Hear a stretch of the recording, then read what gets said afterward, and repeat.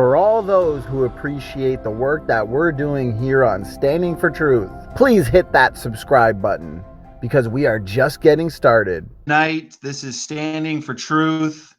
I've got Godless Galaxy here, who has been kind enough to accept a discussion with myself. We will be discussing the creation model versus the evolutionary model, and looking at what better fits the evidence in regards to both models. Now, I want to thank Godless Galaxy for coming on tonight.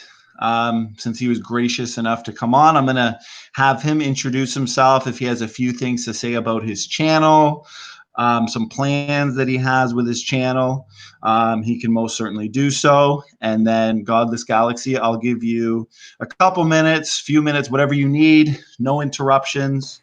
I think it's important that not only myself, but the audience understands your position. That way we're not arguing against a straw man position. So take a couple minutes, take a few minutes, give us your, I guess, your model in a nutshell, what you believe is, the best evidence, say, for if you accept evolution, best evidence for evolution. And then I'll do the same, couple minutes, and then we'll just have a free-flowing dialogue from there. So go ahead, Godless Galaxy. Thank you for having me here. I am Godless Galaxy. My position is that the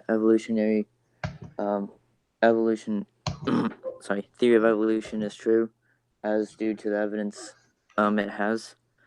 And I do believe in the Big Bang Theory, as it has a large amount of evidence for it too. And I do think that the evolution model does show clearly how species do form. With my channel, I do not know exactly what I'll be doing with it. I might be doing something, maybe a series, I don't know exactly. One of the best evidence, I think, for evolution would be the fossil record, or that new species show up and to introduce. What would you, so you're saying that the fossil record is your best evidence. If you just wanted to take just a little bit more time kind of fleshing that out, maybe giving us a bit of a rundown as to how you came about, believing in the evolution theory as the best possible explanation for, say, the empirical evidence, empirical data that we see. Go ahead, Godless Galaxy.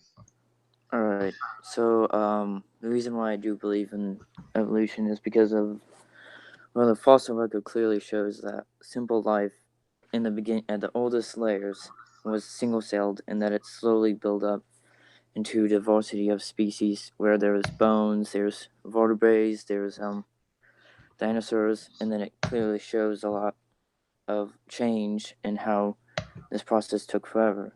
Not forever, but this process took millions and billions of years to happen. And using multiple dating methods that have been verified by each other, it's clearly shown that that these rock layers are old, and that the fossils are also at the same age. The evolution is clearly shown with the fossil record, as it demonstrates from simple life to more complex, as the theory of evolution clearly states. Okay, awesome, Godless Galaxy. Thank you for your opening there. There'll be a few things for us to talk about, of course. I think in regards to the biblical-based model and in regards to evolution, I would say that the word evolution itself is a slippery term. If you mean by evolution, domestic dogs and wolves are related through common ancestry, then I would say I'm a firm believer in evolution. But if by evolution you mean dogs and banana plants are related through common ancestry, then that would be something that I would certainly reject. And if you say that that's something that there's empirical evidence for, I would say that, you know, you're sadly mistaken. But if we're looking at a biological definition of evolution, I would say evolution means a change in allele frequency in populations over generations or over time. Now, the question is, does that change have a limit? So I think that's a huge part in regards to coming to a valid conclusion on the evidence. Now, if we look at the driving force behind this type of fish to fisherman evolution, the evolutionists will say that it's mutation and natural selection. Now, you can see a slide that I presented that talks about human gene generation, or in other words, the entropic degeneration of our genome. Now, we know that human mutation is catastrophic. The question is, can natural selection and mutation build the genome? Now, we know that all non-neutral mutations are actually deleterious, and it's a fact that we inherit a multitude of mutations from our parents and grandparents. Now, from the very first division of our zygote, we actually begin to add new mutations to this genetic load. We accumulate mutations at the rate of approximately 3 new mutations every cell division throughout our entire lifetime.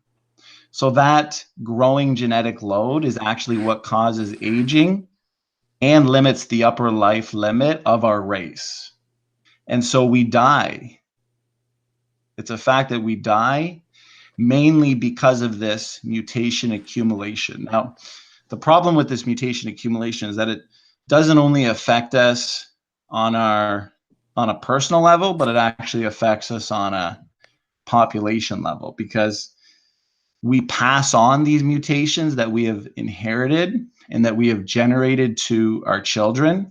And so our children should actually be more mutant than their parents consistently, which is why genetic load tends to accumulate continuously over time. Now, to put this into perspective for the audience and for Godless Galaxy here, it's widely known that human mutation rate is actually 100 mutations per person per generation. And so our children have about 100 more mutations than we have, and our grandchildren will have 100 more mutations than they have. This is extremely disturbing on a population level, because if there are 100 mutations per person and there are 7 billion people on the planet, then there is 700 billion new mutations entering the human population this generation.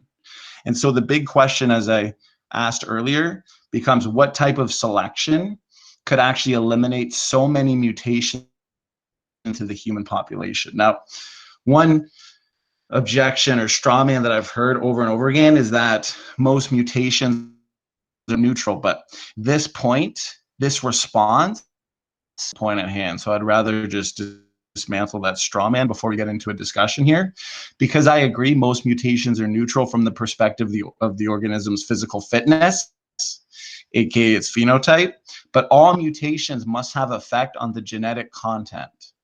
In no way are mutations truly neutral. They all must have effect on the genotype, even if it's something that, say, affects the efficiency of transfer RNA production. So at the end of the day, these mutations, they accumulate, they lead to this human genetic degeneration. And due to the influx of these deleterious mutations, the rare occurrence, and I'm sure this is something we're going to get into, of, say, beneficial mutations cannot, and I repeat, cannot compensate for the information loss. So if we see information loss, information degradation, how is this going to build the genome? And one last thing when it comes to the origin of species, because our model must be able to make testable and falsifiable predictions. So we look to the created heterozygosity hypotheses. And to put it into a nutshell, if the ancestors to, say, modern species possessed millions of heterozygous nuclear DNA sites, and that's just a fancy way of saying that God created incredible genetic diversity in his original created kinds. New species, I think it's logical, given the biblical model, that they arise naturally. Say through processes such as recombination and gene conversion, new nuclear chromosome combinations would arise each generation. Now, if you're following me thus far, when these processes involve millions of heterozygous sites, changes in visible traits are almost guaranteed to appear each generation. So it's obviously more technical than this, but to produce a new species, in a nutshell, these traits and nuclear DNA combinations must be isolated. So say small population sizes, migration, inbreeding will lead to the founding of new, more homozygous populations. And as these more homozygous groups grow to larger and larger sizes, they will eventually be recognized as new species. So based on created heterozygosity, based on created pre-existing DNA differences versus evolution, which predicts all DNA differences are based on mutation, this is a certainly plausible mechanism for generating the biodiversity that we see. Now, going into the discussion portion, I think it's important, and I'm sure we'll get into this in a little more detail, as well as the fossil record, which you talked about, Godless Galaxy. But when it comes to limits, do you believe that there's limits, whether it's physical, genomic? For example, do you believe that we can, say, get a dog as small as, say, a mouse, a pygmy mouse? Because we know they're both mammals, and we know there's animals as small as a mouse, like a mouse. Or do you believe we can get a dog, say, as big as an elephant? Because we do know that there's mammals as big as an elephant, like an elephant. Go ahead, Godless Galaxy. Well, discussing the size, I would think it is a very slim possibility. We have like the Chihuahua, which is very small, but making it as small as a mouse seems slightly impossible with its genome with the genetic pool. But yes, it's possible that it could happen due to artificial selection by humans. So would you say that based on universal common ancestry, dogs and mice, or dogs, mice, and elephants are all related through common ancestry? Yes.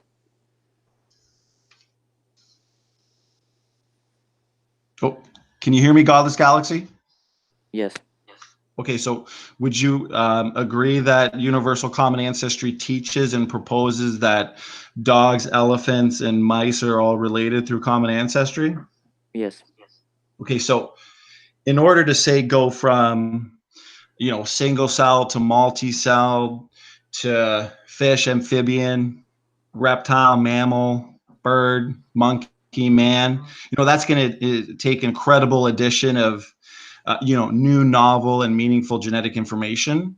So based on the fact that I think we agree that there are limits, whether it's soft limits, physical limits, genomic limits, what's that mechanism that's going to add this new, novel information to the genome to even make molecules to man evolution a plausible hypothesis? Go ahead. All right. So you were talking about how mutations can be neutral and like how they can outweigh beneficial. With neutral, I don't know exactly the effects of mutations if they're neutral, but I have heard that because some genes are replicated, which creates the same gene or whatever, and not gene, like genetic information, that new copy genetic information can do whatever it wants to, and the old genetic information can stay as its same process to keep everything stabilized. And so with that new information, you can get a variety of new things. And because of these new mutations, you can get a lot of new mutations that will be able to become independent from their copied version. So the mutation of feathers for dinosaurs, as they were slowly evolving, feathers were just could have possibly been used for appeasing other sex or camouflaging, and as time went on, it became the slightly more feathered dinosaurs that were lighter and had longer arm spreads can use feathers to slightly increase their agility. And so, as time would go on, those who were faster would survive. So, what I'm trying to get here is that mutations are the driving force that can give these new features, due to the fact that they can become neutral mutations, and they can become independent from others. Okay, and thanks for that response. Now, I understand that the evolutionary theory does propose that mutations are the driving force of evolution, but if mutation is generally catastrophic, and these, this accumulation of, say, these near neutral mutations are building up in the genome, obviously selection must somehow prevent, and I hope we can agree to this, the accumulation of large numbers of, say, these minor mutations, or the species will obviously, quickly deteriorate and fitness will actually decline. But even if selection could keep minor mutations in check, it appears to be absolutely powerless to stop the accumulation of the most abundant class, right? These nearly neutral mutations that I was talking about earlier. That means that higher genomes must eventually all degenerate in the long run, with or without selection. Just like my slide here indicates that no form of selection can actually stop this genetic degradation. Sure, it can slow it down, but it can't actually stop it. So it seems to me that based on the empirical evidence, mutations, they're not construction, they're destruction. So how are you going to build a genome? By, for one, losing information, and secondly, how are you going to compensate for this accumulation of these, information losing deleterious mutations? Go ahead, Godless Galaxy. All right. So natural selection does not choose the fittest; it chooses the best to reproduce. So if a Yeah. mutation would badly affect an animal, so like if a mouse had a mutation that would make it lose a leg, but it was able to survive, it would be able to reproduce that mutation and continue that. Natural selection can get rid of many mutations that could be beneficial, neutral, or negative. Natural selection does not entirely care unless you just reproduce. That's all that matters. So you can't just say, since if it's not constructive, it's deconstructive. I would strongly disagree with that, as some animals, they get mutations, like many humans, they get mutations and they don't even know about it, and it does not impact their life, which can clearly happen within nature and with many other animals.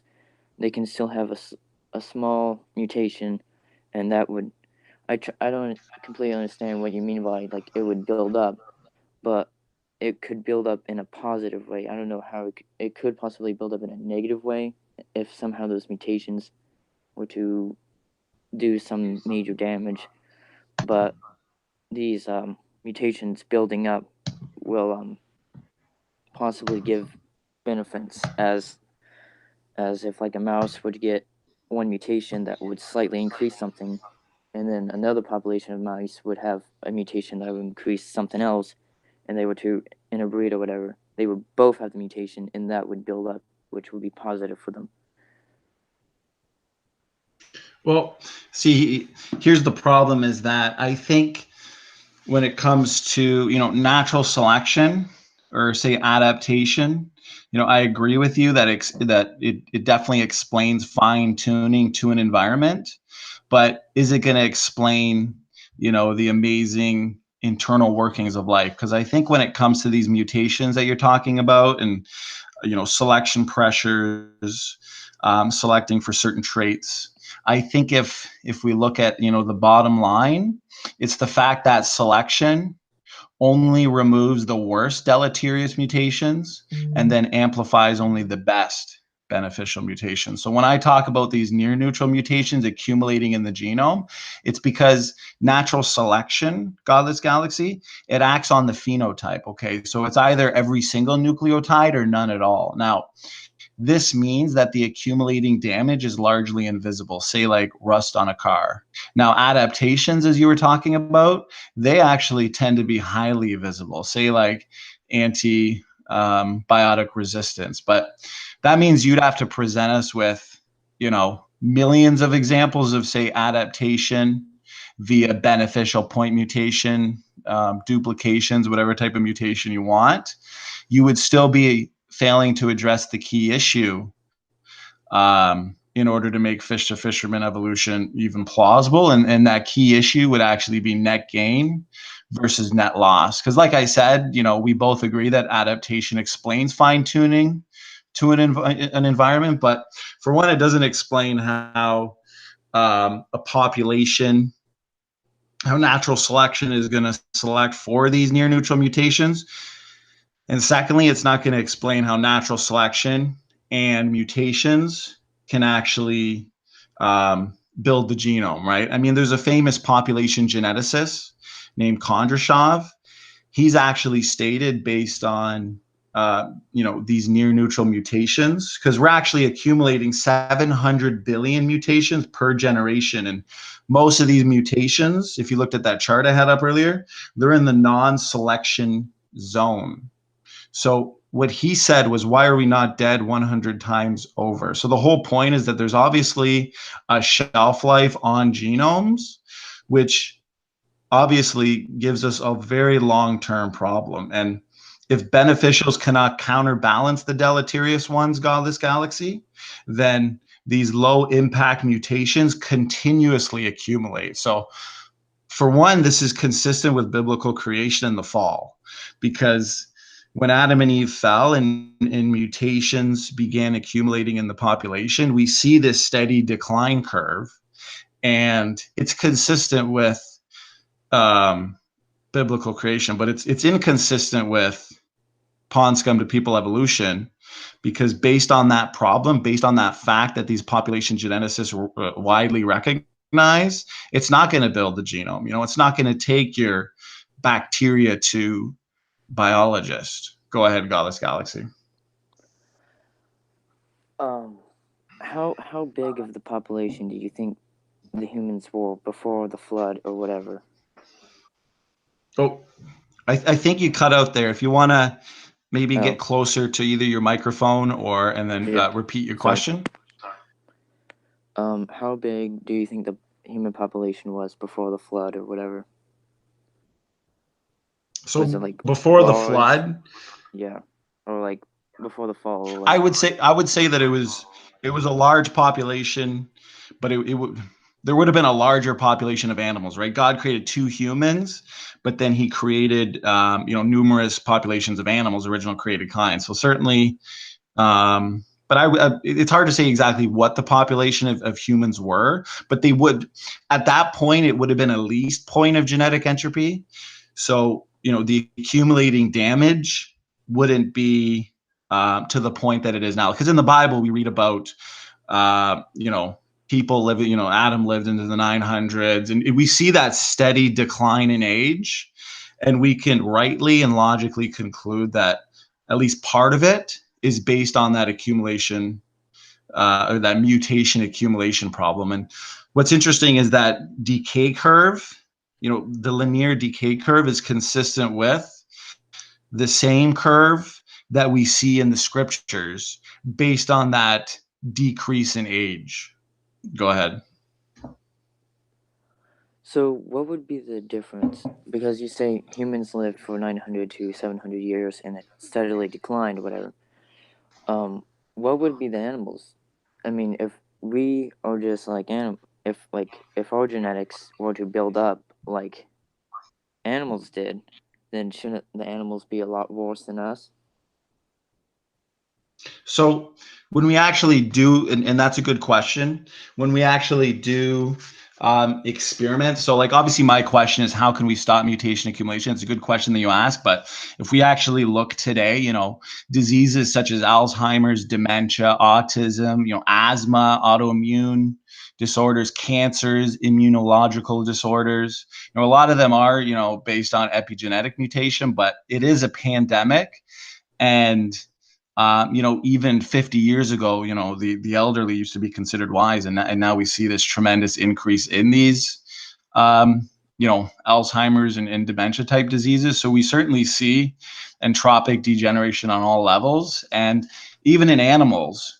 For example, they're doing a long-term E. coli experiment. So just in bacteria, because a lot of times an objection to genetic entropy would be, why don't we see it in bacteria? But we actually see entropic decay. And I'm not sure if you're familiar with Lenski's experiment, but he's actually observed reductive evolution because there's been adaptation, but no new function, and all beneficial mutations have been reductive. Now, what that means is it's a loss of function. They've seen a loss of promoter genes. Now, these bacteria are actually painting themselves into a corner. They're lazy, they're handicapped, and they're actually getting rid of genes short term. But what it is it's long-term degeneration. So we're seeing this entropic decay, obviously in humans. We're seeing it in bacteria, and we're actually seeing it in the influenza, the H1N1, because for 70 years plus, we've seen the influenza virus. There's been a linear decay curve, just as predicted in genetic entropy, and there's been a linear accumulation of mutations, right? So clearly genetic entropy is at work, and there's been a decline of the H1N1, and it completely went extinct. Now there is an H1N1 human version.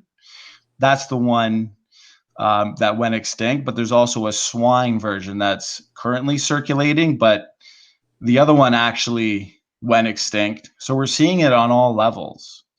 And it wouldn't have been that way immediately post-fall or immediately post-flood. But we're certainly seeing that buildup currently, right? There's a lot of empirical data for it. How do you feel about that, Godless Galaxy? I'm not completely familiar with this because you brought this new subject to me. But as far as I know, so because of these new populations and new genes build up, these mutations should destroy us, exactly. Is that what you're trying to say? Yeah, like if this accumulation of mutations cannot be stopped, if selection cannot keep these minor mutations in check, then higher genomes will eventually degenerate in the long run. And I would say with or without selection. Selection can probably slow it down, but it won't stop it. Like, how do you feel it can be stopped? If they're building up in our genome and they're unselectable and they're invisible like rust on a car, how do you feel?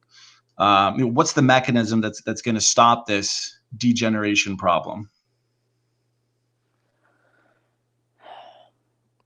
Well, that's a tough question because I don't know exactly. But if these new genes are possibly going to harm one another, it's possible that some other processes that I don't know exactly could be stopping this. Let me think. I know if you study and if you're not completely familiar with it, that's understandable. I will say that a few of the rescue devices, because I've talked to many scientists on this, read many papers on it. There's two major mechanisms. More ill-informed people and critics of this, especially some I've debated, they'll use natural selection, beneficial mutations, as a resolution for it. But that's just obviously not true. As I've stated earlier, I don't want to repeat myself, but and natural selection might be able to slow it down. But the thing is, more informed critics, especially population geneticists, there's two mechanisms. It's called mutation count mechanism and synergistic epistasis, it's called. So what they'll say, Godless Galaxy, is that, like, for example, a mutation count mechanism, they'll say as mutations accumulate, Mother Nature somehow counts the number of mutations per person, and then Mother Nature selects the higher number of individuals. But there's actually been simulations that have disproven this, and it's really not biologically real. And synergistic epistasis as well. and some people in the chat, if they're more informed on this genetic entropy problem, they're probably more than familiar with it. But they'll say that if we have lots of mutations that are deleterious, as they accumulate, they amplify each other's deleterious effects. So the intensity of degeneration is so great that somehow it improves selection. But it's actually been demonstrated that introducing this synergistic epistasis only makes the problem worse. And that's actually what logic would dictate. So really there hasn't been any solution or plausible resolution to this problem. But the whole point of it all is that it's consistent with creation, but inconsistent with evolution. Go ahead, Godless Galaxy. So it's consistent with creation because the age of humans has decreased, correct? Well, the age of humans has decreased. Empirical data suggests that there's a shelf life on genomes. So our genomes can't be old. They must be young. And yeah, based on the recordings in the Bible, that makes sense that a big degression in age was based on mutation accumulation. I would also say that there was environmental factors, pre-flood and all this, but a major factor in it was mutation accumulation. And Moses was even given the law that, marrying people of close relation would have been forbidden, because we know that that can lead to genetic defects based on that mutation accumulation. But that wasn't prohibited pre-flood because that mutation accumulation problem wasn't actually the major issue that it has been. Does that make sense? Yes, but you bring up another point. That came in my thoughts. So you're saying because they stopped, they were able to have incest or marry their cousins or whatever before Moses' law, correct? I mean, directly after creation, they would have had to, obviously, but based on, the fact that they would have had pure genetic codes, that wouldn't have been a problem. It's a problem now, and it was a problem post-flood because that mutation accumulation problem was becoming an issue. So obviously that law was put into place, but yeah, you're correct. So after the fall of man, would you say mutations, like negative mutations or neutral mutations, would have started, or were there always mutations? I would say that the mutation, there's always been mutations after the fall, but and this would get into our heterozygosity model as well, because evolutionists say that the majority of differences are based on mutations. We say that the majority of differences are based on created heterozygosity. But before we get to that part, yeah, mutations would have begun accumulating after the fall.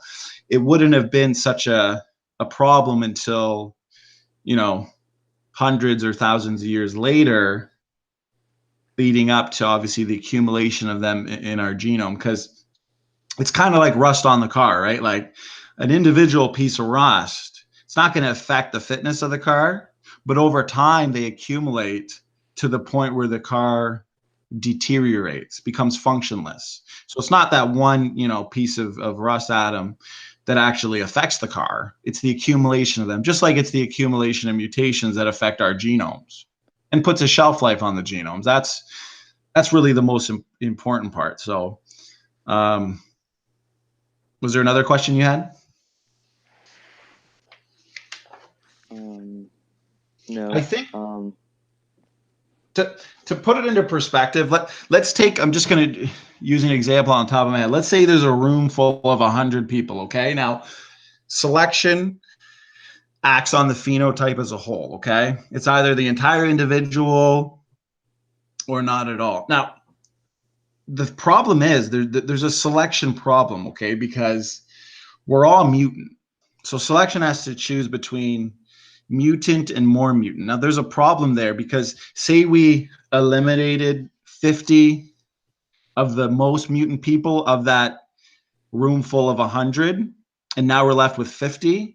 Well, we're still left with 50 people more mutant than the previous generation. So eventually mutations will accumulate. We will become more mutant continuously. Selection can slow it down, but it can't stop it.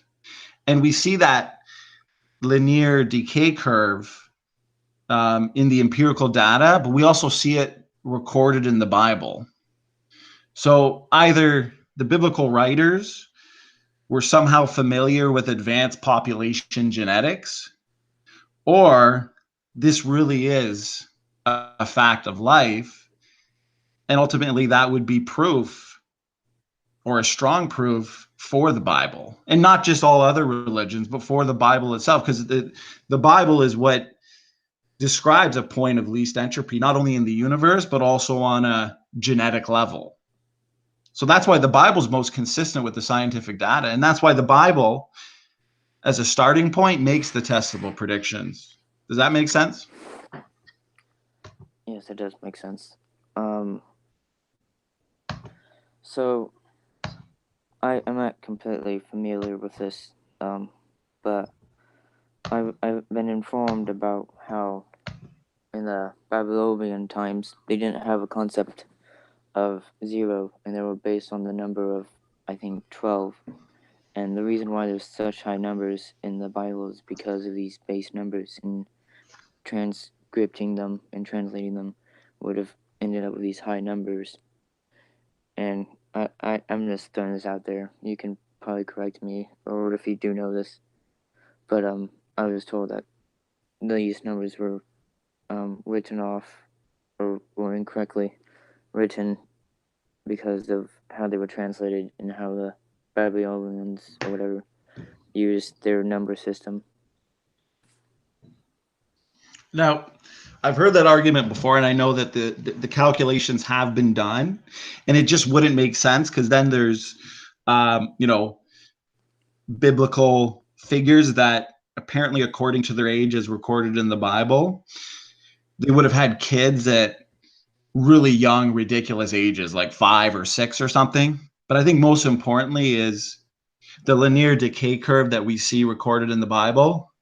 It really fits genetics. And I think the debate, the creation evolution debate, it now comes down to a genetic level, because we know traits are inherited, but bones found in the dirt, they're not inherited. So if we go into, say, the fossil record, okay, because I know you said that fossils are one of your,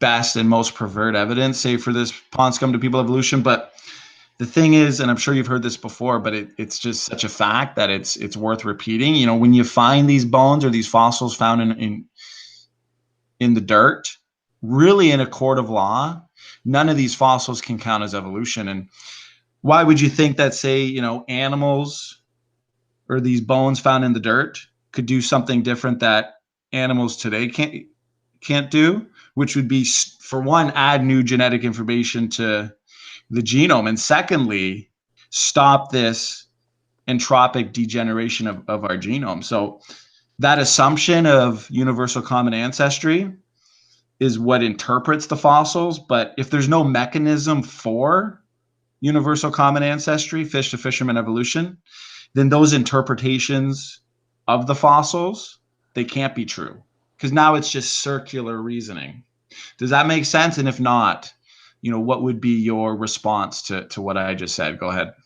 Are you saying the circular reasoning is because we date the rocks by the fossils and we date the fossils by the rocks? Is that what you're going off by? No, I'm not even getting into that. I mean, I don't even think I have to. I'm just saying that if we see that mutations are degrading our genome, but you want to look at a bone found in the dirt and say, hey, this is our ancestor, but at the end of the day, empirically, observationally, we know based on genetics that mutations are accumulating. We have no examples of new information being added to the genome. So instead of saying it's circular, it's a false assumption is what these fossils are based on, which means if you point to something that you say is transitional, but at the end of the day, genetics points us to the fact that evolution can't be true, well, there must be a different explanation for the fossil record. I mean, if I get, you know what, I think this might help it make sense. If I gave you a hypothetical case, okay, Godless Galaxy, suppose, the finches that we're all so familiar with, let's say they become extinct.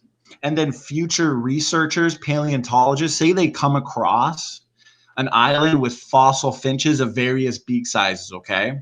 Now, suppose that these researchers have a pet theory that early finches had short, stout beaks and gradually evolved to birds with long, thin beaks. He could then collect fossils that showed the early beaks and some with the later beaks, as well as fossils in between. But with the same logic as, neo-Darwinists have used, say on whether it's the fish to amphibian or reptile to mammal or dino to bird, he could actually make a case for his pet theory. But we know that he would be wrong in concluding that, the long, thin beaks evolved gradually from the short, stout beaks, just as his conclusion about finch evolution would be incorrect. So the bottom line is that present day speculation about these transitions, about these bones found in the dirt, and say the progressions, they're nothing more than just so stories with no empirical data to actually back them up. Does that make sense? Yes, but let me just talk about that. So fossils, which we find, they are reputation. They are examples of populations that have survived, and these fossils are the ones that have been fossilized much quickly or buried. And we can infer, because the best population, or the most fit population, would have, I'm gonna say, have more fossils, but they would be more dominant and they would be in large areas where they could easily be fossilized. I'm just saying this, but and then other populations that rise from this can have mutations that can show a gradual change from the original population to the populations we see, and so it would leave fossils showing up to the gradual change of today. So, like, if one population had big beaks, and then the next population had slightly smaller beaks, and they were more dominant, it would clearly show that. Now, if you could show, like, if you were to say, well, I think the large beaks slowly evolved into the skinny long beaks, but if you were to show me a long skinny beak from the same time period as that short beak, that would clearly disprove that. But if there is no fossils showing that, then you can take an intelligent guess and say, based on the evidence we have, that this is true, that the small beaks slowly evolve into the long ones, or whatever. And I get what you're saying, but I think the biggest point to be taken from it is that, like, the fossils that you're talking about, they're really just circumstantial evidence requiring an actual theory that can account for how, common descent could have occurred. So such a hypothesis, I wouldn't even call it a theory, must actually account for how the information in living organisms could have been built up in this process of common descent, right? So neither the neo-Darwinian theory nor any other theory presently known is actually able to do this, let alone counterbalance the accumulation of deleterious mutations. So that means we have to conclude, based on, empirical data genetically, that the fossil evidence does not support universal common ancestry because, like I said, genetic entropy, deleterious mutation accumulation, many other genetic reasons make the fossil record, or evidence from the fossil record, just evidence based on a false assumption, which means it's not evidence at all. You have to be able to explain and provide us a mechanism in order to sufficiently use those fossils as evidence for the theory. But if there's no theory, there's no mechanism for the theory, it's just a hypothesis. And it's really, I mean, do you get what I'm saying? I understand. If there was the theory of evolution, if it has been disproven, then it wouldn't be a theory. Now, of course, you keep saying genetics has disproven it, but because, we've done genetic testing, like our genome against other genomes, and we can see the difference of our genomes and how in our genetics, and we can see that in the fossils, that as we go farther back, the closer their fossils, like monkeys or apes, and all fossils, as they farther go back down in age, they get more similar and similar until you can't tell the difference between them, in which we can conclude with the genetic testing of our genome and their genome that we did share a common ancestor with them. Are you kind of talking about like nested hierarchies and phylogenetic systematics? Because it seems like you're appealing to like these phylogenetic trees, right? Based on, well, I mean, okay, before I address that, I mean, if we don't want to go on a rabbit trail, and we will get into that, that's fun. But if we actually look at the fossils you're talking about, and I'm glad you've brought them up, because it's certainly, created an engaging conversation. But the fact that fossils exist, I would say, means that there was a global flood, which could actually rapidly bury them, because standard fossilization just won't bury the billions of fossils we see today, right? How do you fossilize an animal while it's exposed on land? Like how many animals died today, Godless Galaxy? Millions and billions, probably. Yeah, and how many of them were fossilized would be the question. Probably a few select ones. Yeah, so I mean, the fact of fossils at all, wouldn't that also be consistent with the biblical model? Because the flood itself, it really does explain the fossil record. Because if you think about it, Godless Galaxy, what we really see in the vast majority of the fossils from top to bottom are marine fossils. 98% of the fossils we see of marine fossils, they're mixed with land fossils. We actually find clams mixed with birds, mixed with horses, in all different strata. So the vast majority of fossils in the record are marine. So that's huge. And we see evidence of animals, running from the floodwaters. We find animal tracks before we find the actual animals, vegetation being destroyed, animals being destroyed, the floodwaters. I mean, if you picture it, right, according to the Bible description, the floodwaters come in, recede slowly, gradually, burying organisms in their habitat, slowly building and progressing its way up. Mostly in the upper layers, Godless Galaxy, we see post-flood diversification and dispersion, which is readily explainable through, land bridges, floating mats, say during the ice ages, birds distributing plants and other materials, because animals can be distributed around in very natural means during, say, cataclysmic events like this flood. So isn't that consistent with a biblical creation model as well, based on everything I said? Go ahead. No, because do you know, denser things in water will fall to the bottom, correct? Yes.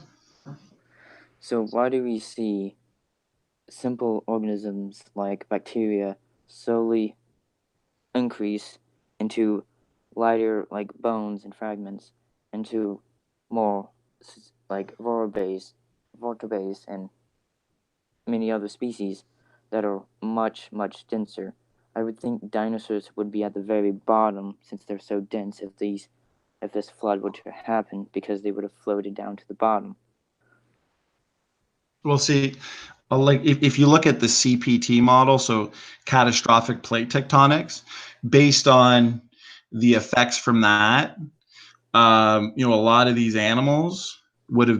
organisms would have been buried according to their habitat. So it's not always exactly, what's dense, what's less dense. So based on, the pre-flood world, and based on the fact that God initially created two human beings and an abundance of animals, and based on the fact that that's what we see primarily in the fossil record, that certainly points us to, the flood model. But another thing, because I know you talked about how the record itself shows, simple to complex. It shows from sea creatures to land creatures, with sea creatures all over the rock record, right? So it's not actually a record of simple, too complex. And based on what you just explained in regards to density, the CPT model would certainly explain that based on a burial of certain ecosystems, habitats, and the fact that dinosaurs were not as smart as humans, so they were buried first, right? So humans obviously can find a way to survive longer than dinosaurs, and birds can fly. You know, we're going to expect to find those at the top. But the fact that we see marine fossils buried with all types of animals, 98% of them are marine fossils. I mean, I don't know any other way to explain that other than a cataclysmic global flood. Go ahead. So are you saying that if an animal is faster than another animal, then we should find it above the slower animals? Well, I wouldn't say always, because I said, you know, a lot of the times it is based on habitats, based on ecosystems. So it's not always based on, I mean, a lot of it could be explained that way based on, you know, what's going to escape the floodwaters longer. But based on, you know, the tsunamis, the rising tides, a lot of it will just be explainable through habitats and ecosystems. All right. So you're saying since humans are smarter, you should find them at the top, correct? I would say based on the fact that God didn't create as many humans, you know, initially there wouldn't have been as many humans on the earth pre-flood as there would have been animals. So yeah, I would say we'd predict limited human fossils, but yeah, I'd also say that we'd predict them for the ones we do find, primarily on the top. And also if this flood, like for example, the fountains of the Great Deep breaking open, if that started in the oceans, we'd expect marine fossils to be buried first. So it's pretty simple, and it's a pretty simple progression given a flood model. Go ahead.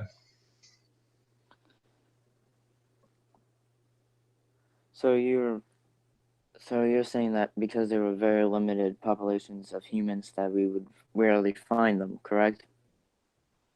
Yeah, I would say that's a valid conclusion. But the thing is, you know, humans also lived on higher elevations. Why have we not? Like if we look at the Genesis account, the four rivers of Genesis, humans lived on higher elevations, right? So that would also explain, you know, what we see in the fossil record in regards to humans as well. Because if we notice the marine creatures are located, right? I mean, we got Paleozoic, Mesozoic, Cenozoic. At the bottom, you know, Precambrian, Cambrian, and so on. We notice that marine creatures are located in the bottom half of this, you know, say geologic column, while land creatures are located in the top half of the column. But just like I said before, based on a biblical model, there's good reason for that based on the fact that the flood obviously started in the ocean. So wouldn't you agree that naturally marine creatures would be buried first? Yes, isn't that kind of expected, or no? Yes, that would prove evolution too, because evolution teaches that we started in the ocean and we slowly build it up as fishes and salamanders. So there would be a lot more fossils of us in the marines. There would be more fossils in the marines because we spent a good amount of time in the marines. And then we would slowly develop on the land. You don't see, I don't know exactly. You don't see a shark, a great white shark, be near a Mesosaurus or whatever. Well, the thing is, a lot of it, like I said, will be based on habitats, ecosystems, elevations, pre-flood, because but the thing is, we even have, you know, empirical data, right? Because if we look at, say, the eruption at Mount St. Helens, what did that demonstrate? Godless Galaxy, right? It did demonstrate that, and this is a lower level event too, as compared to what the global flood would have created. I mean, we see that sedimentary layers hundreds of feet thick, and I'm sure you're familiar with Mount St. Helens, but these layers could be laid down in hours to days. We see that canyons can be formed quickly. We've seen multiple fossilized forests could form as a result of one single volcanic eruption. And we can also see possibly how, coal seams could be produced. So it seems like these observations are in accord with the flood of Noah, but I understand what you're saying on how there is a competing explanation based on pond scum to people evolution. So that's why I think, like I said earlier, fossils are not inherited, traits are inherited. So when we look at a genetic level, and you brought up a good point earlier about nested hierarchies, as well as phylogenetic systematics. Now, if you want to make a couple points on what I said in regards to the flood, but I also wanted you to, because I think that was a smart thing to bring up phylogenetic systematics. If you could explain to us what about the phylogenetic systematics, what about genetics, genetic similarities demonstrates universal common ancestry. Go ahead.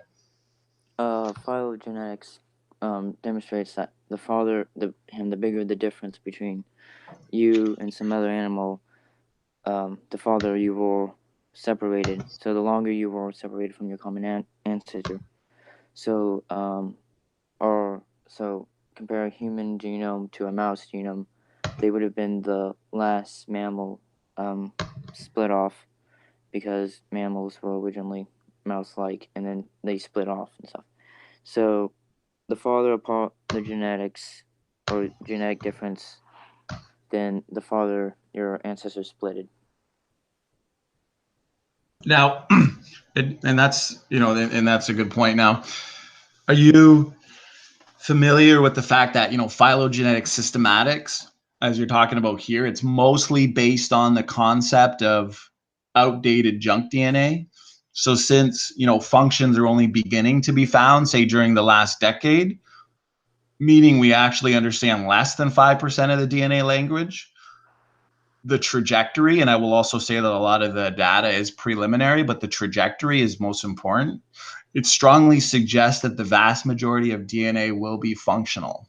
Now, why that does not bode well for phylogenetic systematics is because this takes away the primary assumption of evolutionary phylogenetics, which is actually based on mutations for one, and pseudogenes, right? Genetic markers. But if the vast majority of DNA is functional, as we're seeing now, Godless Galaxy, it now becomes a common design argument. And what's nice and revealing is that creationists have always predicted that the vast majority of DNA is functional. So this functionality is certainly a problem and inconsistency for phylogenetic systematics. What do you think? So you're saying that because we do not completely understand each function of DNA, that's like one of the reasons why we can't use phylogenetics?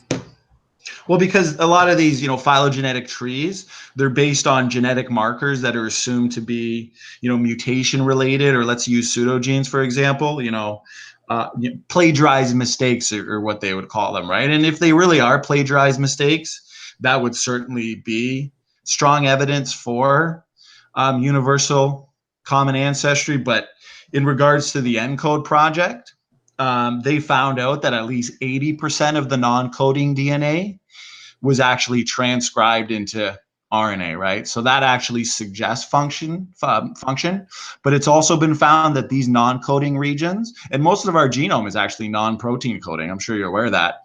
But it's now known that these regions of genomes correlate with biological complexity even better than the protein coding regions. So that actually suggests that these non-coding regions, Godless Galaxy, they carry significant information, say for regulatory activity. But a big thing as well as ENCODE, they didn't look at the portions of the genome involved primarily and exclusively in development.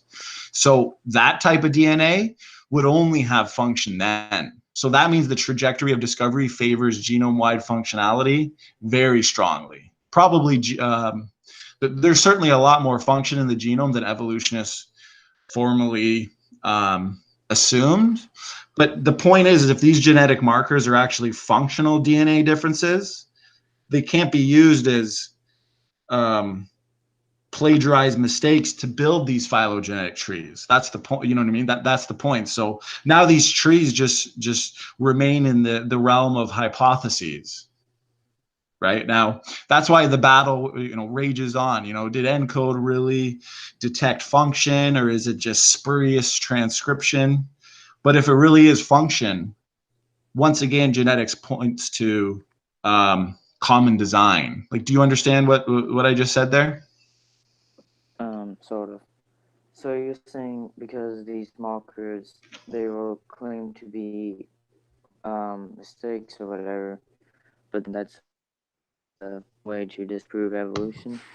Well, because a prediction based on pre-existing heterozygosity would be that the non-coding regions are functional. Okay, but evolution says that there will be much non-functionality, so they use a lot of those, say, pseudo genes, which are actually in those areas, as genetic markers to build their trees. But like I said, in regards to ENCODE, the ENCODE project, these results have suggested that at least 80% of the human genome is functional. But as I said, is the results are preliminary. Right? I've talked to scientists on this. I wouldn't want to straw man the ENCODE and what some of the evolutionary scientists are saying. They'll say that a lot of it could possibly be spurious transcription. But one thing is clear, is that most non-coding DNA is at least not idle.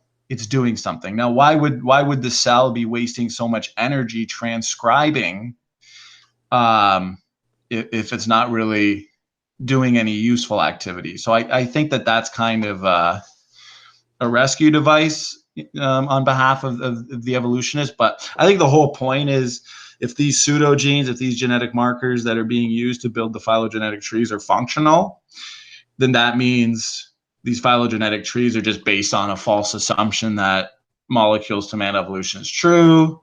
But now we know it's not true. So they really are just lines on paper. And lines on paper don't prove a thing, right? Yes. Do you know humans cannot produce vitamin, I think it's vitamin D, have to do to eat oranges? You know that vitamin? You're talking about vitamin C? Are you talking about the pseudo gene? I don't know exactly what it's called, but Yeah, like it's. I think what you're getting at, it's a shared mistake because we're not able to make produce our own vitamin vitamin C. Yeah, we can't produce our own vitamin C, and also monkeys and mice can't produce their own vitamin C. So that's what I'm talking about. That's a pseudo gene. That's what the evolutionists call a plagiarized mistake that is found in the same area as many of these mammals. I noticed you got some background noise there. Is everything okay, Godless Galaxy? I've been out there jacking around all by myself trying to get stuff done because you were so tired. And what did I tell you to do? What did I tell you not to do?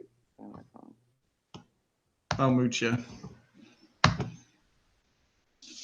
I've got you on mute there whenever you're now. You'll have to unmute yourself, Godless Galaxy, when I want to pull up a slide here before you come back, just for the audience, because the functionality of our genome is certainly significant in regards to the biblical base model. Now, I think genetic entropy itself, as demonstrated many times, is clear evidence for biblical creation and evidence against evolution. But if we actually look at the created heterozygosity model, I want to make sure that you can see this slide here, but created heterozygosity in regards to functional DNA is quite revealing, because if major objection from evolutionists is that, you know, millions of species in only 6,000 years is not plausible. It's actually not a problem now, because if God created original created kinds with millions of heterozygous DNA sites, these millions of DNA differences would amount to massive amounts of DNA variety. And this DNA variety is encoded into each kind from the start of their creation. So I think it's plausible and logical that the potential for speciation really is mind-boggling. But why this is important in regards to the ENCODE discussion of this debate is that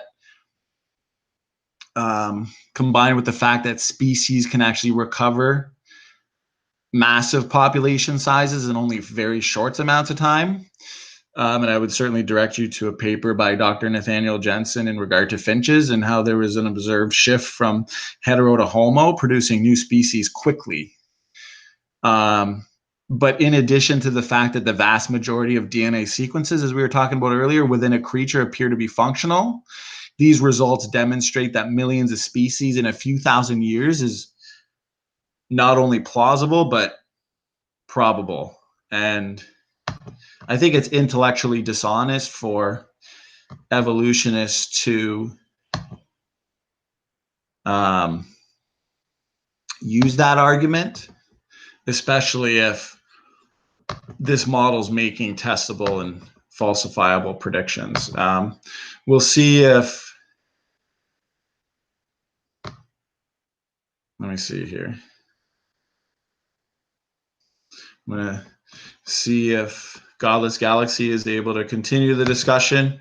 If you're listening, Godless Galaxy, I've got you on mute because you had some background noise there. So if you wanted to continue talking, you'd have to take the mute button off. But if we even go back to the flood portion, since we were moving around, I would say that for marine creatures, smaller creatures would be buried first logically because they're smaller and more movable. And he was talking about sharks.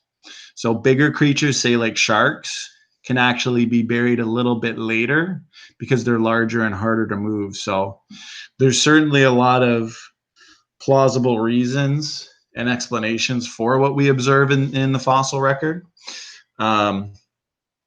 I think if this debate was mostly about evidence for models, I think the biblical model is certainly the stronger model. I'm just going to look in the chat here. Can everybody hear me okay? I've got Godless Galaxy on mute there. We agreed to go for an hour. It's been over an hour, so he might have to go. But I think another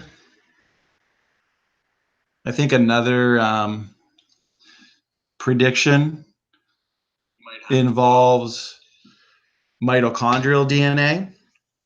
If I can actually share a slide here. It was working earlier, but let me, so if this is, okay, so I'm going to screen share. Okay, perfect. I'm going to present to everybody. Now, if I look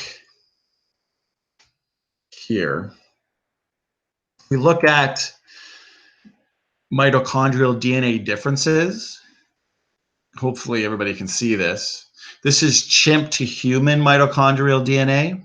Now, the thing is, evolutionary timescale predicts too many differences. Evolution predicted over 6 million to 13 million years, over 28,000, but the actual amount, only 1,400. Now, as you can see here in this slide, without natural selection as a rescuing device, evolutionists are left with this major problem because the mutation rates, especially in regards to mitochondrial DNA, are more consistent with a biblical creation model. And there's been more done as well because we've got, let's see here, right here. So genetic clocks, they record the time of roundworm origins. We see that evolution predicted far more than what was predicted by creation. And the actual amount, 1,700 or 1,179 to 1,700 would be the higher end. So once again, more consistent with creation. So genetics confirms biblical creation. Nuclear DNA differences, they'd be predicted to be a lot of them, large portion of them, probably over 90%, created pre-existing functional DNA differences. Now that would explain, so that means the nuclear DNA rates, the nuclear DNA differences are explained perfectly with the creation model, as well as the mitochondrial DNA rates. Now, obviously evolutionists can make testable predictions on this in regards to natural selection. So until they do, any explanation they have is in the realm of pseudoscience, because genetics is really confirming creation and a biblical model. And if you've watched the debate with Herman Mays and Dr. Nathaniel Jensen, a huge portion and a huge part of replacing Darwin was the fact that nuclear DNA differences are the result of not mutation in the biblical model, but pre-existing heterozygosity. And there was a huge straw man coming from Dr. Mays, and Dr. Jensen was simply asking a question on, what does his book say about nuclear DNA rates, nuclear DNA differences, and he couldn't answer that, which to me was proof positive that he either read the book and didn't read it with an open mind, because a major part of it was this pre-existing heterozygosity. So we can see here that, genetics points to biblical creation, bones found in the dirt, they're not evidence for pond scum to people evolution, because it's based on a faulty assumption. There's no mechanism. There's nothing that's going to stop the entropic degeneration of our genome. The biblical model is certainly stronger than ever, I think, would be what's most to take from this. I think for now it's been over an hour. Godless Galaxy said that he had an hour. It's been a good discussion. Godless Galaxy, if you can hear me, I've got you on mute. You'll have to unmute yourself. Can you hear me, Godless Galaxy? Yes. Okay. Are you still free for some? I put you on mute because I know there's background noise. I didn't want, there's no reason the audience had to hear all that. Are you free to discuss a little bit more, or are you? I know you said you wanted to go for an hour. It's been about an hour and 20 minutes. I would like to do a quick rebuttal, and then I can do my closing, and that can be the end of this. I think, you know what, especially if you heard anything that I said in the last couple minutes, and then anything I said before you were interrupted, give a rebuttal. I might give a couple points and then give a concluding statement, and maybe we can set this up again. I can recommend a few rebuttals to genetic entropy that I'm aware of, a few papers, and then that way we can have more of, say, a scientific-based discussion on it. Could be fun. But go ahead, give a rebuttal, and then we'll go from there. Question sources from exactly how I don't know exactly what sources you used, but and then I did see the debate between Myers and doubting Darwin, or whatever, replacing Darwin, and I can conclude that he shouldn't read a 300-page book and remember everything he said, but that Nelson, or whatever his name was demanding exactly what he said. And it's kind of difficult to remember everything from a single book. You were talking about how we would find how you said it lined up, like the fossil record lined up with the creationist model.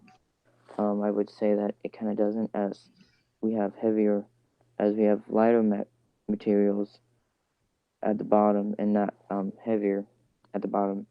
And we also see some fossils, like I don't know exactly where it's from, but at this park they show you layers, and it shows you, like, I think some sort of a mammal of some sort, and then the next layer there's a turtle, and then the next one there's like a wolf or something. I don't know exactly what that's called, but there is layers, and it's quite odd that these land animals would be covered up by water animals or like marine animals. And that's kind of the end of my rebuttal. And if you have anything to say, and after you say whatever you have to say, then I'll do my concluding. No, I mean, I think, I'm not sure if you heard what I said earlier in regards to say, I would say, you know, the distribution of fossils. I would say fossils in general, you know, a proof of rapid burial. Like you said before, you know, how many animals died today? Millions, billions, you know, how many are going to fossilize? Probably none. We see some pretty funky fossils. You know, we see fossils of fish eating each other, clams by the gazillions. Like I said, you know, 98% of the fossil record are marine. In regard to the marine creatures, you know, because I know you had a rebuttal there with sharks. Smaller creatures would obviously be buried first. I think that's logical because they're smaller and more movable, while bigger creatures like, you know, sharks can certainly be buried a little bit later based on their size and based on their inability to move, say, as quick. Also based on habitats, based on ecosystems, based on the rivers, the 4 rivers of Genesis. You know, many ecosystems of animals would have been already at higher layers, while other higher ground, while other ones have been at lower. In the catastrophic plate tectonic model, I mean, I think with the rising tide, the water moving in, moving out, I think it's going to, and obviously fossilized foot tracks. I think these are certainly all readily explainable in a biblical model. But if you want to use, say, you know, the fossil record and the distribution of fossils to point to, you know, single-celled ancestor evolving into, say, a human over billions of years, I would say that you'd first have to explain how a single-celled ancestor could evolve into a human, because obviously novel traits must be gained, right? New anatomical structures and new functions, say like muscular and muscle activities, they have to be gained, they have to be acquired. So regardless of whether this is, say, proposed to occur through whether it's beneficial mutations, actually I should ask you before we end it, do you have, you know, any solid examples of of, say, a mutation that actually added novel information to the genome? Like, do you have, like, what would be your best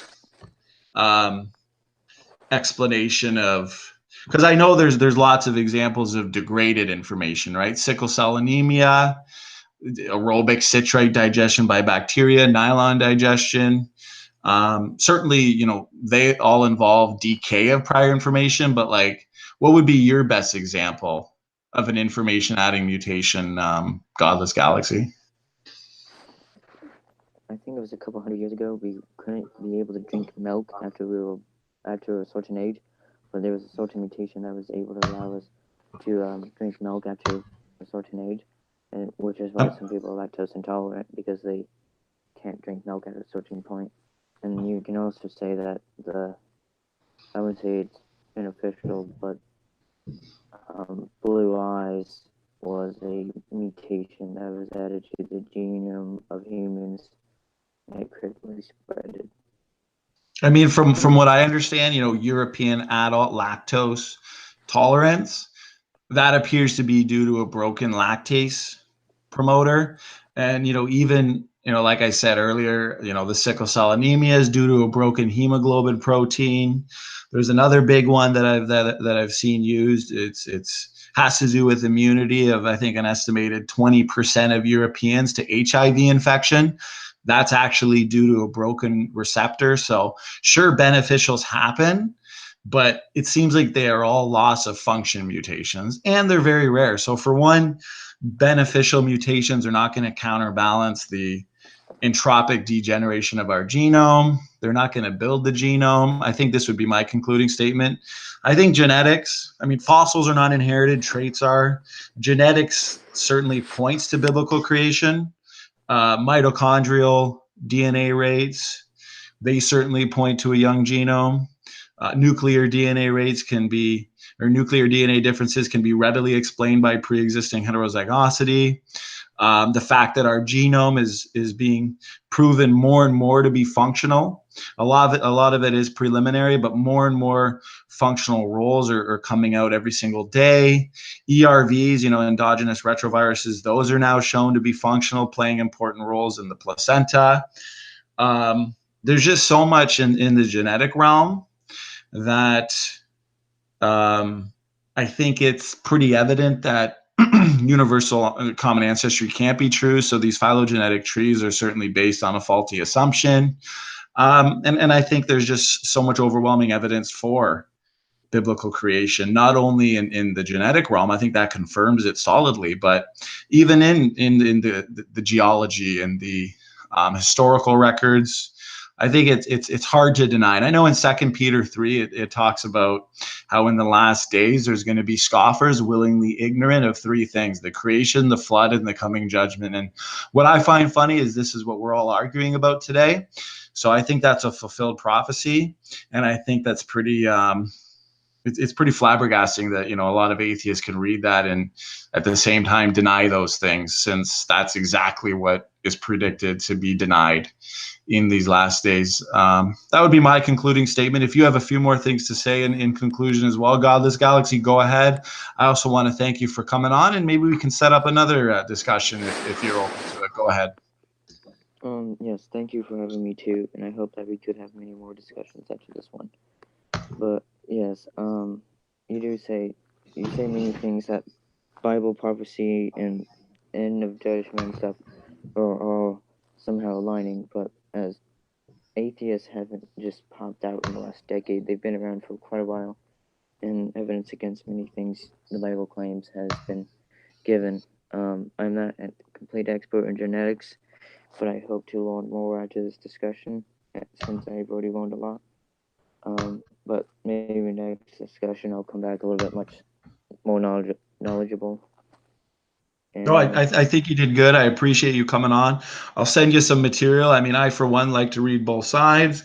I'll send you some material, and we can have a few more of these. I think you were pleasant to talk to, respectful, and hopefully profitable, Godless Galaxy. So hopefully, you do a little more with your channel, and people can profit from yours. But yeah, all I want to say is thanks for coming on. We'll do it again sometime. And guys, Standing for Truth is out. Hope you all enjoyed. January 3rd, I've got a formal moderated debate with Jackson Weed on Modern Day Hysteria's channel, so that should be fun. And this week we should have a couple live streams with some creationists. So there's certainly a lot to look forward to on this channel, guys. Have a great night.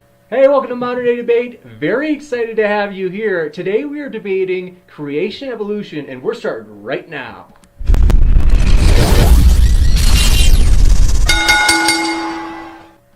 Hey everybody, stoked to have you here. So we have 2 experienced debaters here. They are here to debate creation, evolution. As mentioned, their links are in the description. Please check out their links because, hey, even if you don't agree, hey, you at least got to hear them in the most charitable way possible, straight from them, rather than a summary from somebody else, right?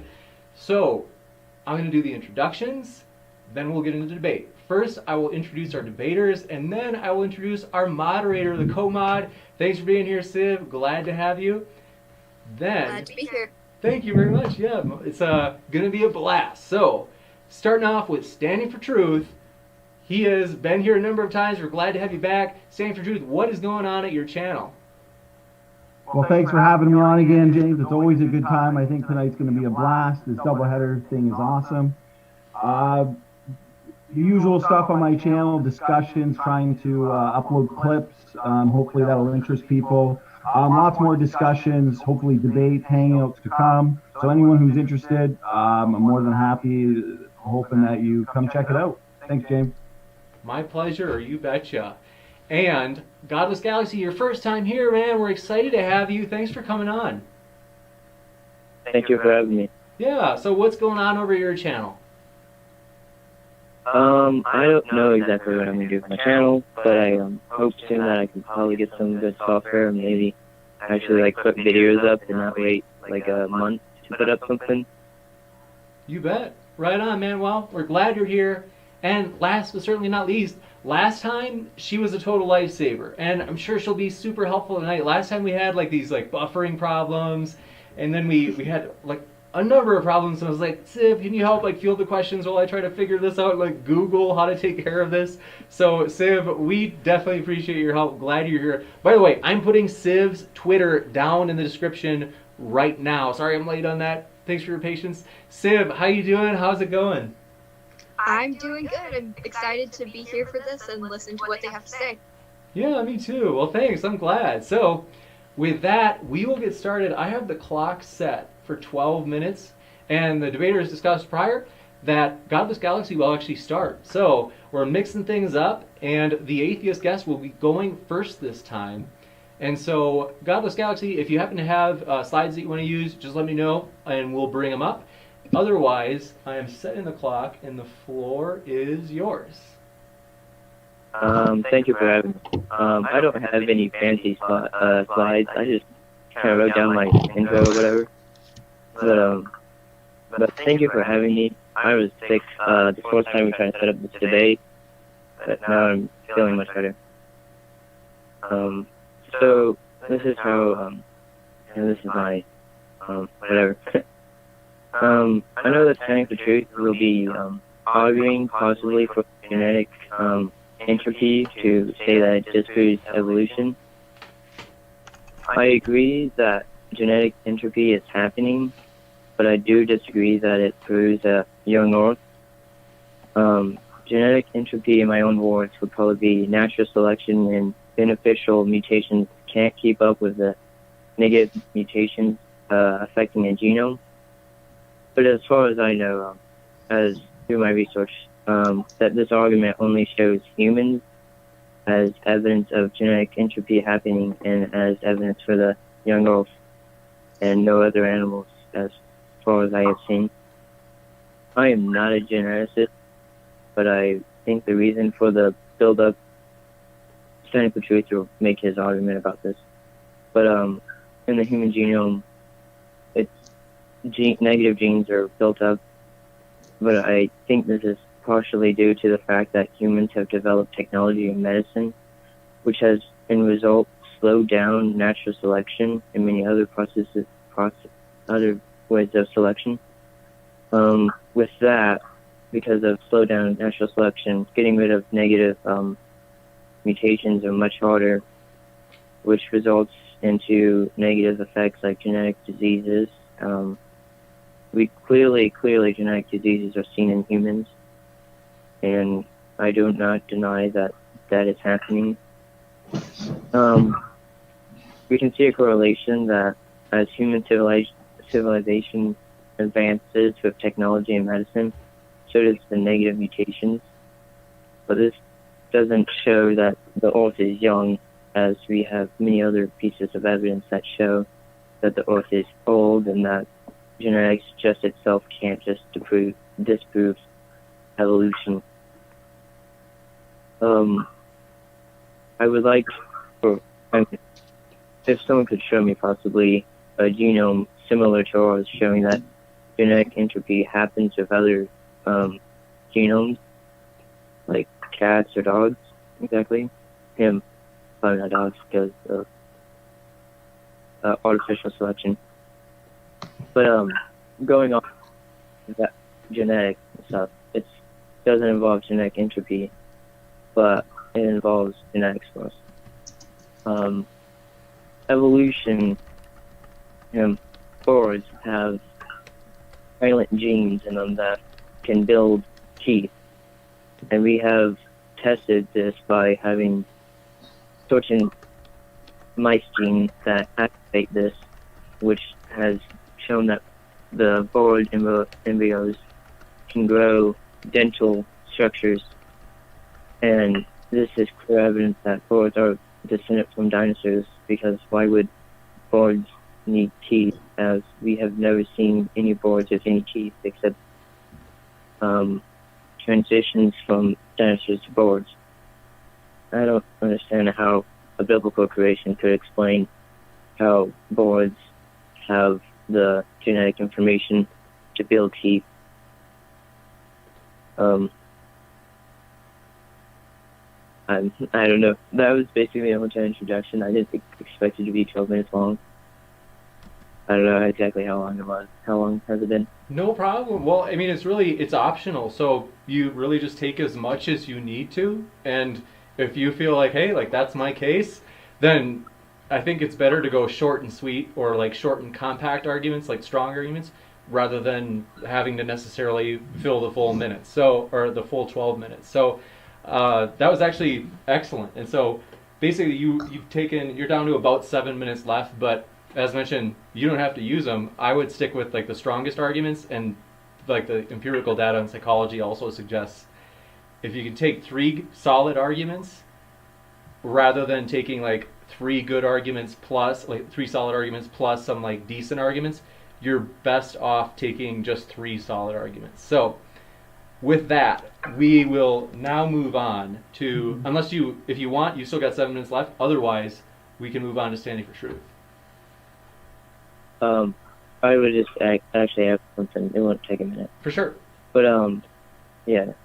So the fossil record shows, I know I've said this in a previous debate, it shows simple life. I would just actually have too complex.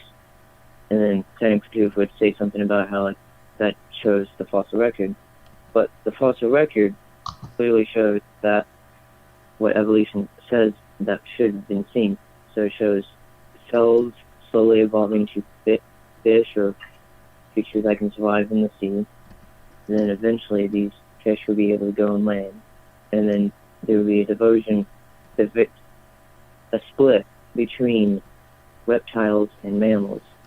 And in the fossil record, we don't see any mammals with any fish or anything like that until later on, when mammals do adapt to ocean-like climates, or to the ocean. But my point is, we see dinosaurs and small mammals appearing, and then after the extinction of dinosaurs, not completely all the dinosaurs extinct, but we see all these forward-like fossils showing up a little bit before they go extinct. And then we see forward fossils with a mix of every other kind of animal that exists now. But it shows, the fossil record shows what steps were needed to get to here for like birds, reptiles, mammals, and many other animals today, with evidence from the fossil record. And that's it. You got it. Well, thank you very much. And so that's excellent, very articulate and clear. And so we appreciate it, Godless Galaxy. And with that, I am going to now unmute Standing for Truth, who sounded as if he was like stamping postcards in the background. I don't know if anybody else could hear it. Standing for Truth, I could hear it. I started to crack a smile. So forgive me for forgetting to hit the mute button. I'm going to try to remember to mute anybody. It's not just Standing for Truth. I'm just mailing postcards to all my distant relatives. So whatever you're doing over there, we're glad you're here Standing for Truth, and we're glad both of you are here. I'm resetting the clock, and so I just wanted to actually clarify. I seen in the chat some people were complaining of an echo. Is the sound okay now? It sounds good to me. Let me just quick check. Just to make sure they can hear us. I know well someone mentioned a fan. It sounded like a fan was on. I'll check on that. I'm going to double check because I know that there was an echo at the very start because I didn't have my headphones in. Sorry about that. So with that, we are starting you up. So Standing for Truth, the floor is yours. Thank you, James. I'm just going to share my screen here and just let me see. Just figuring out how to do it with this program. So screen. Let me know if you can see my PowerPoint. Yep. Okay. Perfect. So thank you so much, Godless Galaxy, for joining in on this debate, origins debate, creation versus evolution. At the end of the day, it comes down to testable predictions. If we look here at the actual experimental data, we can, when it comes to the DNA language, we have very little experimental data that can conclusively tell us what's functional and what's actually not functional. Now, if we go to the number of DNA differences and see what they show, not the pattern or the function, I'm just going to move this, but how many differences actually separate, say, me from you, us from the primates, et cetera. Two compartments that we look at. We got the mitochondrial DNA and the nuclear DNA. Now, the nuclear DNA has less than 17,000 DNA letters, and we know that they're inherited maternally. Now, due to copying errors, we can actually compare two DNA sequences next to each other. So this is what's important in figuring out this model. The time scale, on the other hand, it comes in when we compare the number of DNA differences. Evolutionists, based on their worldview and their assumptions, would say that all DNA differences ultimately are the result of mutation, aka this process of mistakes, and that the number of differences between these two species, particularly at the mitochondrial level, is a product of the time scale, or when they last shared a common ancestor. Now, there's been many studies, over 15. Mutation rates in humans is approximately 1 to 5 or 8 generations. We need to make assumptions, though, as to when women reproduce, and therefore calculations, predictions are made. Now, what are the results? If all women were ages 50 in the human lineage and all chimpanzee ancestors were ages 50 in the chimp lineage, there would be a minimum of 28,000 differences predicted between these two species. And if all women were ages 15 over the past 6 million years, you would have over 350,000 differences. Now, what we actually see in regards to the number of differences between these two species is just 1,400. So if you look at the model here, the actual number is 1,400. Evolutionists have over-predicted this. The biblical creation has the testable and falsifiable predictions. Now, it's too close for comfort for evolutionists because, for example, this data here on the slide, it's not disputed by evolutionists, and yet this evidence is 100% consistent based on young Earth creation predictions under a literal interpretation of Genesis. The question for evolutionists is, why is the known genetic data so consistent with a biblical-based model? It's far too close for comfort for the evolutionists. Biblical Adam and Eve predictions, for example, low genetic diversity, 1 Y chromosome, the male with the ancestor, 1 mitochondrial DNA, female ancestor, and most genes actually come in 2 versions. Now, Noah's flood predictions, all people are closely related. There's only a few mitochondrial DNA lines, the 1 Y chromosome line, and evidence of rapid population growth. So when we look at genetics, bones found in the dirt, they're not inherited, traits are. Genetics confirms the biblical model. Now, it's widely known that human mitochondrial DNA differences divide into 3 major groups designated L, M, and N. You can see this in the graph that I have presented. These are the 3 major haplogroups. The history of humanity is in our genome. What we know about the mitochondrial DNA of humans fits the biblical-based model. The model explains the 3 haplogroups and the relative differences between pre- and post-flood humanity. Mitochondrial DNA is inherited, as I said earlier, exclusively from mothers. There were 3 young women on the ark who would have repopulated the earth after the flood 4,500 years ago. The fact that there are 3 major haplogroups of human mitochondrial DNA in the world is amazing confirmation of this model. Also very consistent is the Babel dispersion, where one would expect sudden formation of several variants in human mitochondrial DNA due to rapid separation and isolation of various groups of people. Now, on this tree and map of humanity, the 3 major haplogroups are actually joined by relatively short line segments, as you can see here, indicating that there is not much difference between them. This is consistent with the pre-flood world of only 10 generations, long ages being that there were little differences between them. These women came from a world where only a few generations had lived before them. And from these 3 major nodes emit dozens of mitochondrial DNA variants, each at a relatively greater distance than the 3 major haplogroups. Obviously, since Babel, there have been many generations accounting for the relatively larger distances between the dozens of mitochondrial variants we see today and the 3 major haplogroups from which they emerge. This is incredible and irrefutable. In a nutshell, looking here at the graph, short lines equal pre-flood times, long lines equal post-flood times. What about the subnodes? Well, this model makes testable predictions. That's the gold standard of science. If we come from these 3 nodes and the DNA differences are all a marker of time, what we are looking at here with the radiating out from the 3 nodes are post-flood times or the history of civilization. We should be able to read the history of civilization from this tree. Romans, Greeks, Persians, tips are individuals. Amazing work is actually currently being done on the transatlantic slave trade. Also, testable predictions have been made on the most divergent of African peoples, the Khoisan peoples. This is being made by creationists. Can evolutionists make testable predictions on this map of humanity or just scoff? Now, evolutionist objections that I've seen, evolutionists will complain about where the actual tree is rooted. The tree is rooted on the L node. Evolutionists look at the data with their bias. Now, these criticizers, see if they'll give any justification for where they root their tree. Testable predictions, as I've shown and presented, flow from the placement of the root. Specifically, with respect to the mitochondrial DNA mutation rate in Africans. Where are the predictions from evolutionists? It comes down to the science. You have to pick a root and see if the predictions that flow from this choice actually work. Evolutionists, on the other hand, pick a point somewhere in the middle of the L root. Creationists have chosen the base of the L root as one of the wives of Noah's sons, with the bases of M and N as the wives of the other 2 sons.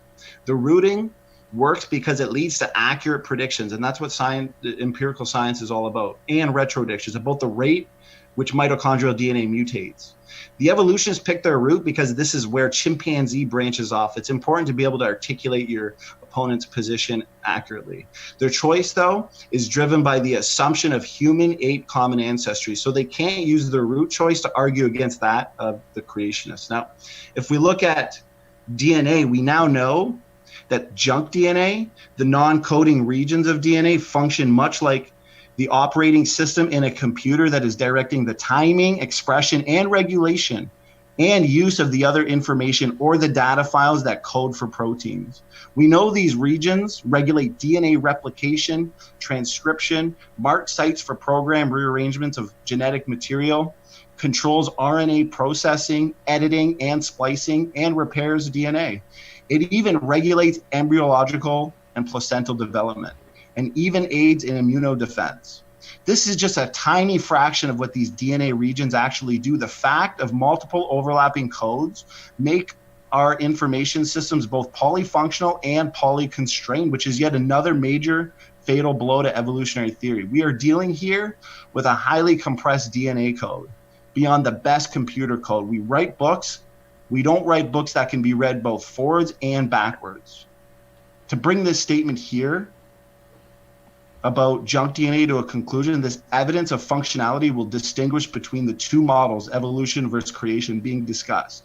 For the evolution model, all differences in nuclear DNA are due to mutations. And in the creation model, differences in mitochondrial DNA sequences are due to design and mutations. When comparing DNA sequences in similar genes in different families, evolution says all differences are due to mutations, while creation says the differences were designed with distinct functionality. And this prediction involving the non-coding DNA regions, evolution says there will be much non-functionality, maybe 20%, while creation predicts functionality for most of the genome. And results from ENCODE project have suggested that at least 80% of the human genome is functional. These results are preliminary, but the trajectory is clear. Most non-coding DNA in the human genome is functional and serves in a regulatory capacity, especially since portions of the genome involved specifically in embryological development were not evaluated. However, systematic knockout experiments can only fully demonstrate this. Junk DNA is dead. Richard Dawkins, in his book in 2009, said it is a remarkable fact that the greater part, 95% in the case of humans, of the genome might as well not be there for all the difference it makes. after Richard Dawkins realized junk DNA is dead based on ENCODE, in a debate, Dawkins stated, "I know there are some creationists who have jumped on it, junk DNA that is, because they think it is awkward for Darwinism." Quite the contrary, of course. It is exactly what a Darwinist would hope for, to find usefulness in a living world. So you can see him changing his mind there in light of the new evidence. The junk DNA and how long? Minute and a half left. Well, are going the way of the vestigial organs. They cannot be called upon to support common descent. Now, convergent evolution, big rescue device for the phylogenetic trees, which we can get into a little bit, nested hierarchies.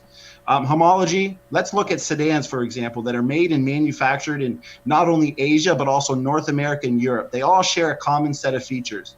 Even though there is a vast geographical separation from the manufacturing locations of Honda, Chevy, Mercedes, they all have 4 wheels, doors on the side, windshields in the front, brake lights in the back, and a wide variety of other shared characteristics. Is this reason for similarity due to common ancestry? We know that the reason for this similarity is actually because cars were designed for similar functions. Created heterozygosity hypotheses explains the rapid speciation after the flood and after creation, because if you have heterozygous ancestors, an almost limitless variety of combinations of chromosomes, genes, and traits are possible.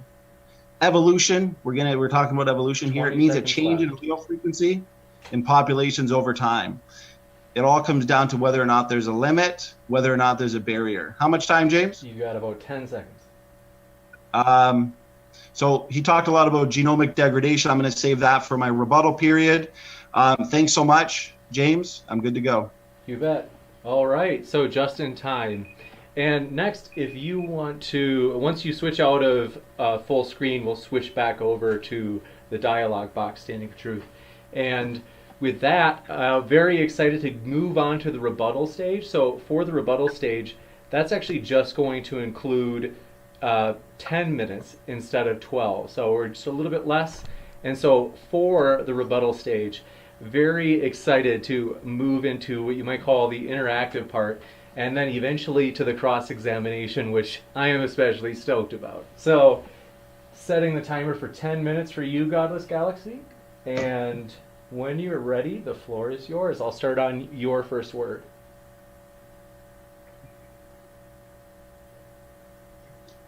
Can you explain entirely what I can do with my rebuttal? Is it possible I could ask some questions or specific about something, or do I just? You could definitely ask questions that you want to for sure have answered. It's and then during the cross-examination, you could ask the questions where Standing for Truth will actually have a chance to respond. But for the next 10 minutes, and I haven't started the clock yet, that'll be just purely your time where he won't be responding. So sorry if I mentioned the cross-examination, I got excited. I jumped the gun. So this part will just be the rebuttal where you'll get your 10 minutes to respond to what he just said. All right. I saw a scientific paper on the testing of the genome of a 5,300-year-old man. I forget exactly where it was found, but what they found in his genome, or mitochondrial DNA and stuff, was that his mitochondrial DNA was not being able to found, probably due to not that many samples. But they did find the Y chromosome around that area with many descendants. So I don't know exactly how the the sex chromosomes and how they work entirely, but I would question how the Y chromosome could show up in an area, show up before the flood, and still have the same sex chromosome around the same area. So this man died around this area, and he still has descendants around this area. If the flood was true, then he wouldn't have any descendants around that area because he was before the flood, according to the creationist model. So it was an interesting thing I found online.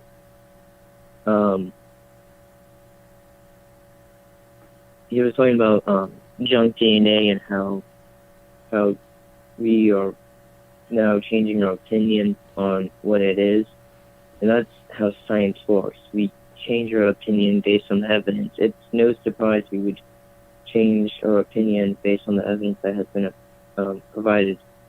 Creationists sometimes don't accept some of the evidence we have, but we will change our opinion if we can provide empirical evidence. I'm questioning exactly what sources Standing for Truth used exactly for the predictions on saying that the variance between mitochondria, DNA, or whatever, was 28,000 and they predicted about 1,000. I haven't entirely researched into that, but it would be nice if you could send me a source for that. He talks about how we only have 3 mitochondria haplogroups exactly. I would wonder exactly what the time scale would be between each one and exactly how they are different. And genetic, I forget the name for it. It's something, basically, I think it's genetic bottleneck, probably. But basically, with heterozygous to whatever organisms or humans, when they start inbreeding, it starts to decline due to the fact that mutations still occur. And as he has stated, we have mutations that are still bad and cannot be weeded out from natural selection because they appear too fast and can't be counted by beneficial mutations. So I'm wondering on how we're still here if heterosity would have decreased, and due to inbreeding, we would have eventually, I would think, have a lot more genetic diseases than we do now. I'll probably just wait for his rebuttal about what I said for what, how much time I have left? You got about, switching over, 6 minutes left. Okay. I'm not entirely well known on genetics. I kind of did a good amount of research into genetic entropy, which he didn't entirely talk about, but that doesn't entirely matter, I guess. He stated that we would that they make accurate predictions about genetics, in which I don't know entirely if that's true. If they have predictions, I want to know about anyone else about evolution if they've made predictions. But evolution is a theory because it's been able to make accurate predictions. Then of course Dalton didn't know genetics, so he couldn't make predictions about genetics. But with other evidence other than genetics, it's quite clear that Darwin's predictions came quite true. And so that I don't have much to go on because I don't know much about what he said. I understood what he said, but I don't know anything to respond with. I guess that's my time. I just keep adding time to the questions and then just think, which I guess not that time. I'm done, James. I don't have much to say.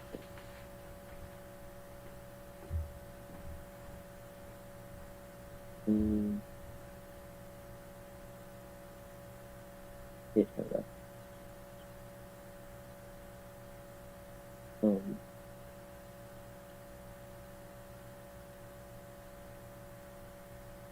All right, now we are going to transition into Standing for Truth's rebuttal. So in just a second, I will start a timer at your first word.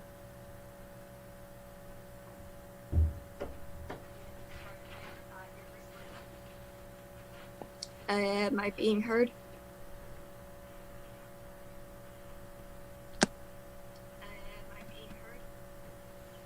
Okay, you can hear me now?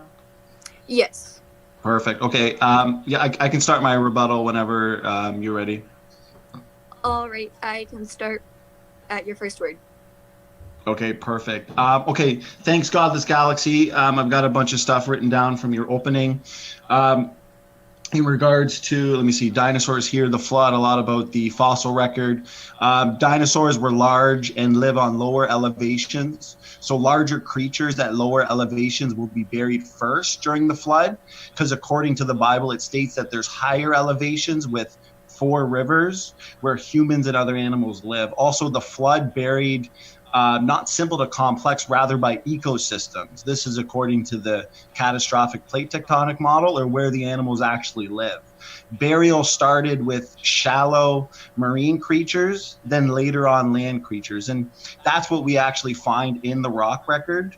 And the Bible did say that the flood started in the ocean, so it's no surprise that marine fossils are actually buried first. And many evolutionists actually concluded many rock layers were formed rapidly from catastrophism, because there are almost no evidence of erosion in between every rock layer in the geologic column. So they deny this, though, that it was as big as the global flood, given their own data. If the rock layers were formed rapidly, the same fossils within the rocks formed rapidly also, not by slow and gradual uniformitarianism, as evolutionists say. So evolutionists actually contradict themselves. And there is plenty of evidence that the Earth was once underwater. I mean, there are marine fossils on mountains and in landlocked areas far from the sea. Some sedimentary rock layers extend over entire continents or even farther. The deposition of those layers must have been catastrophic, or there would not have been much fossilization. There a few examples are fossils of animals giving birth, fish being eaten. This suggests sudden and rapid burial. And if we want to see a real-time event that can give us a good impression of what the global flood would have been like, the eruption at Mount St. Helens demonstrated that sedimentary layers hundreds of feet thick could be laid down in hours to days, that canyons can be formed rapidly, and how multiple fossilized forests could actually form as a result of a single volcanic eruption, and possibly even how coal seams could be produced quickly. So there's plenty of evidence for the global flood. And the thing is, what we actually see, and some of this is what he was talking about in the notes I was leaving, is that the vast majority of the fossils from top to bottom are marine fossils. 98% of the fossils of these marine fossils are mixed with land fossils. We find clams mixed with birds, mixed with horses, in all different strata. So the vast majority of fossils in the record are marine. We see evidence of animals running from the floodwaters. We find animal tracks before we actually find the actual animals. This is hard enough for the evolutionists to explain. He also talked about genetic entropy and how he only says that it pertains to humans, and if he's seen it in other things. Well, we actually see in regards to humans that there is a pandemic, entropic degeneration on all levels.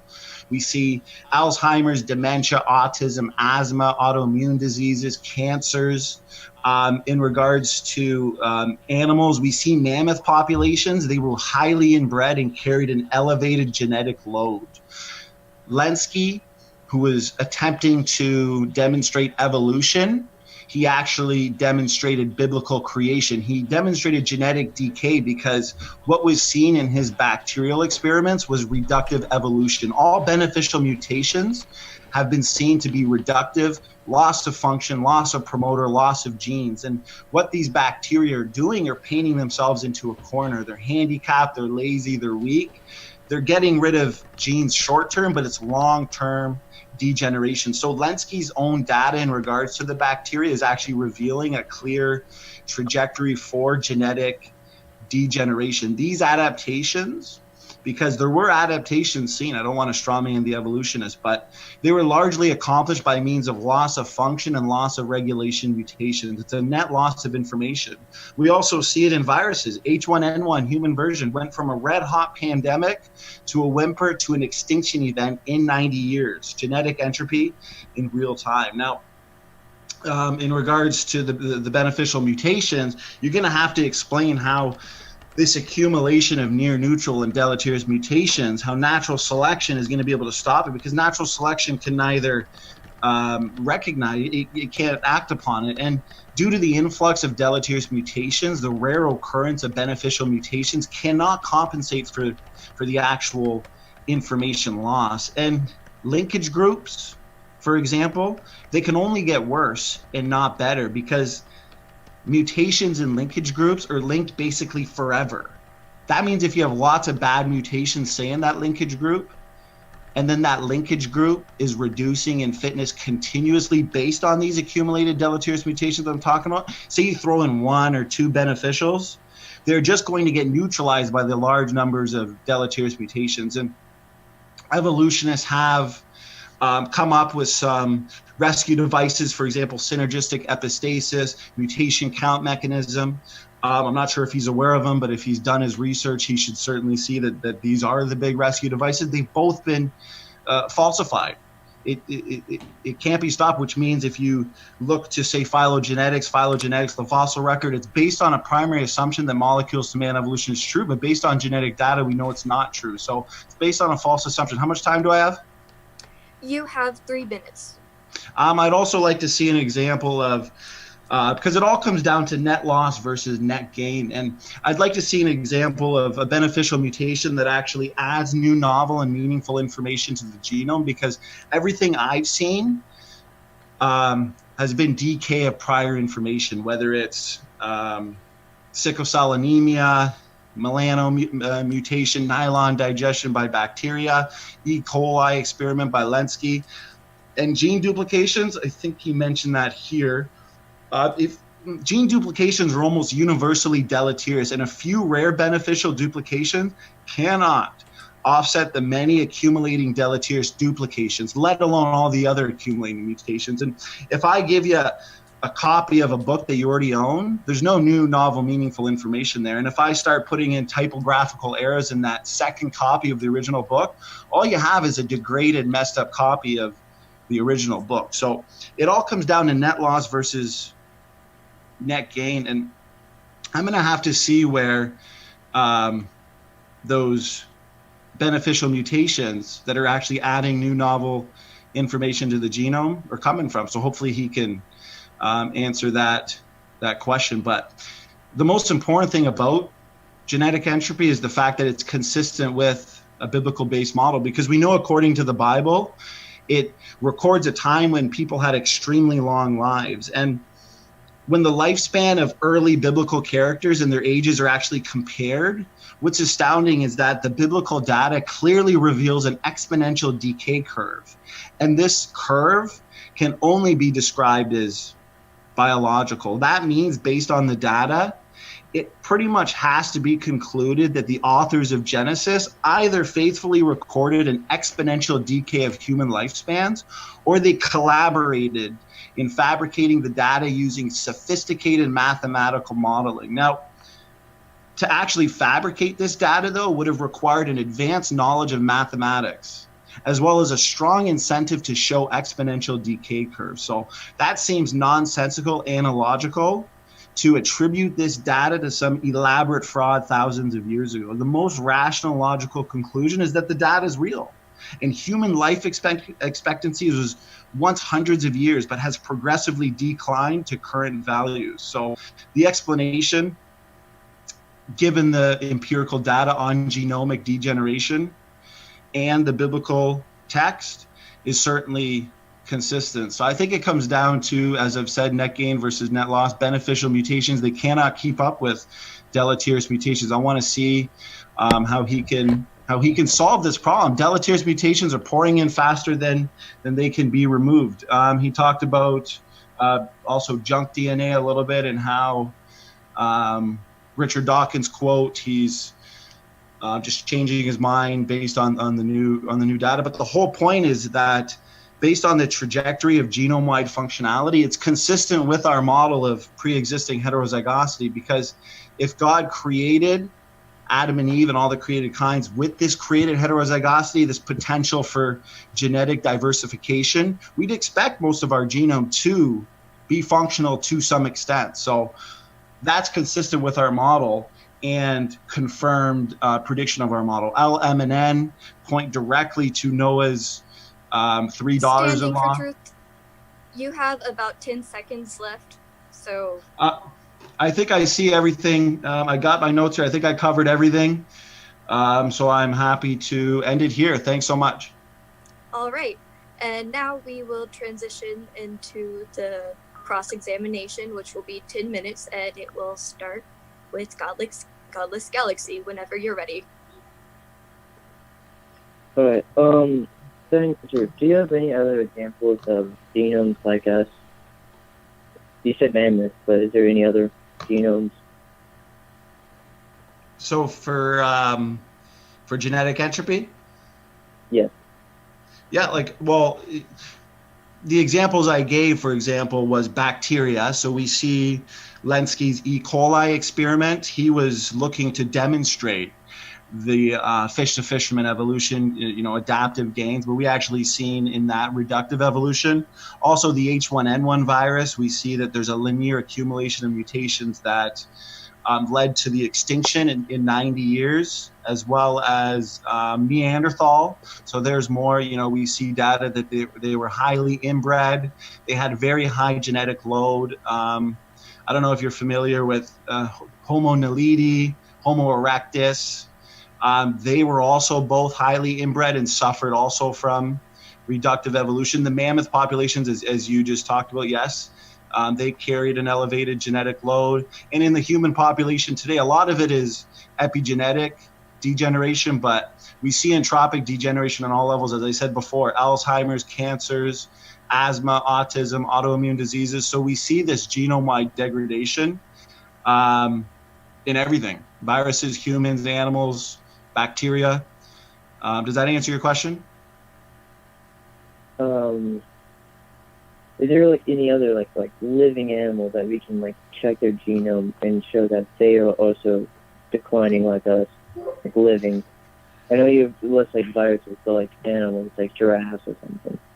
I think we can see it. I think there's cheetah populations and dog populations. I mean, a lot of the changes, for example, if we look to our model of created heterozygosity, a lot of the changes we'd expect to be due to a loss of information, just like Lenski revealed himself. So even if you look at, say, domestic dogs, going from, say, a wolf over time to something like a Chihuahua, that's the degradation of information. So the allelic diversity and the allelic potential in something like a Chihuahua versus something even like a Great Dane, it's been due to a loss of information. So in a way, that would be information loss as well, consistent with genetic entropy. I think everything we see can point us back to a time of least genetic entropy, which would be a time of creation.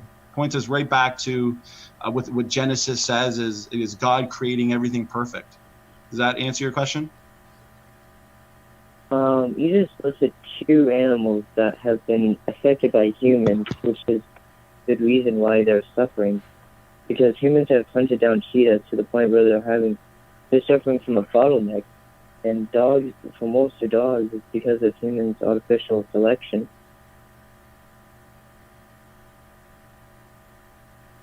Do you have? So, are you saying because of the population bottlenecks, or say the inbreeding? Because inbreeding reveals, our genetic mistakes within the genome. So inbreeding, because I'll present a lot of evidence of genomic degradation, and they'll say, well, of course that's expected based on population bottlenecks, inbreeding, but inbreeding is like a sneak preview of where we're actually going genetically as species. So I think inbreeding is in population bottlenecks and the genetic degradation we see in those examples is certainly consistent with genetic entropy, as it is a sneak preview of where we're heading. Right. You mentioned the heterogenesis of Adam and Eve and Noah. Would they be the same? Would they be the same level of heterogeneity or whatever? Well, Adam and Eve would have been created with, because I always ask people, do you think God's command, be fruitful and multiply, was meant to be called out through cloning? So most people, 99% of people say, no, of course not. That's a weird question. So that was an indirect admission to the created heterozygosity model, because God would have created pre-existing DNA differences in the genomes of Adam and Eve. So through processes like recombination, gene conversion, and slightly due to mutations, the variation in genetic diversity would be quick and would be rapid. But of course, the decrease of heterozygosity, for example, speciation would have been a lot more common and quick, say in pre-flood days, because there has been a decrease in heterozygosity. And a lot of times speciation is due to shifts from heterozygosity to homozygosity. So I think speciation events are going to be less common today versus, say, thousands of years ago. So yes, the answer would be increased levels of heterozygosity in Noah and in Adam and Eve. So wouldn't we expect the same rate of degradation? I'm sorry, can you repeat that? Wouldn't their heterozygosity, whatever, be the same decrease rate? So there wouldn't be a giant drop exactly in the age after Noah's flood. Well, the created heterozygosity was at the base level. So chromosomes, head-to-head comparison has different DNA letters on each pair. So that would lead to the diversification. But in regards to decreased levels of heterozygosity, as you're talking about, and say mutations, genetic entropy would have led to decreased lifespans based on the accumulation of mutations and based on even decreased levels of heterozygosity, even though I think that has more to do with genetic diversity, but also the environmental conditions pre-flood versus post-flood. So a lot of the environmental changes based on the effects from the flood, I believe that too would have contributed to the decline in ages, because we see that in the biblical text. We see immediately post-flood, we see that, and we also see based on the accumulation of mutations that in the Levitical law is when Moses actually commanded and declared that, marrying close relatives would be against the law, because at the end of the day, we know that a big reason for that as well, other than being obviously immoral, would be the fact that those genetic mistakes could lead to diseases, obviously, like Down syndrome and whatnot. So we can see that post-flood as well. We can see that evidence there. All right.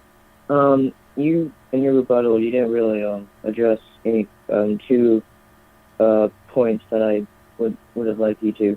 But how would you account for the fact that we have silent genes in boars for teeth, and that we have activated them, and it has shown that they can form teeth? So are you saying that these are genes in... You're saying they're silent genes? Are they non-coding genes that you're saying don't have a function, that were shown to have function? Pardon? They were like turned off, I think, exactly. Actually, can you repeat that a little bit louder? The genes were turned off, so the genes to create the teeth were turned off.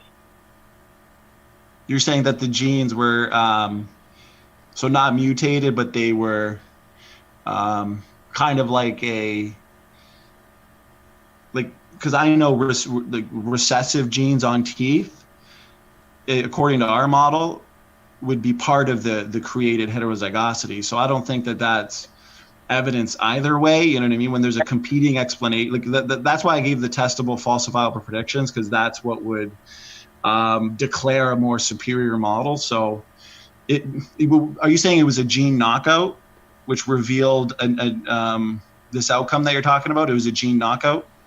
Can I just interject for a second and remind y'all that we have about 1 minute left for this portion? Yes, thank you. Basically, what I'm wondering is, why do birds have the genes to create teeth?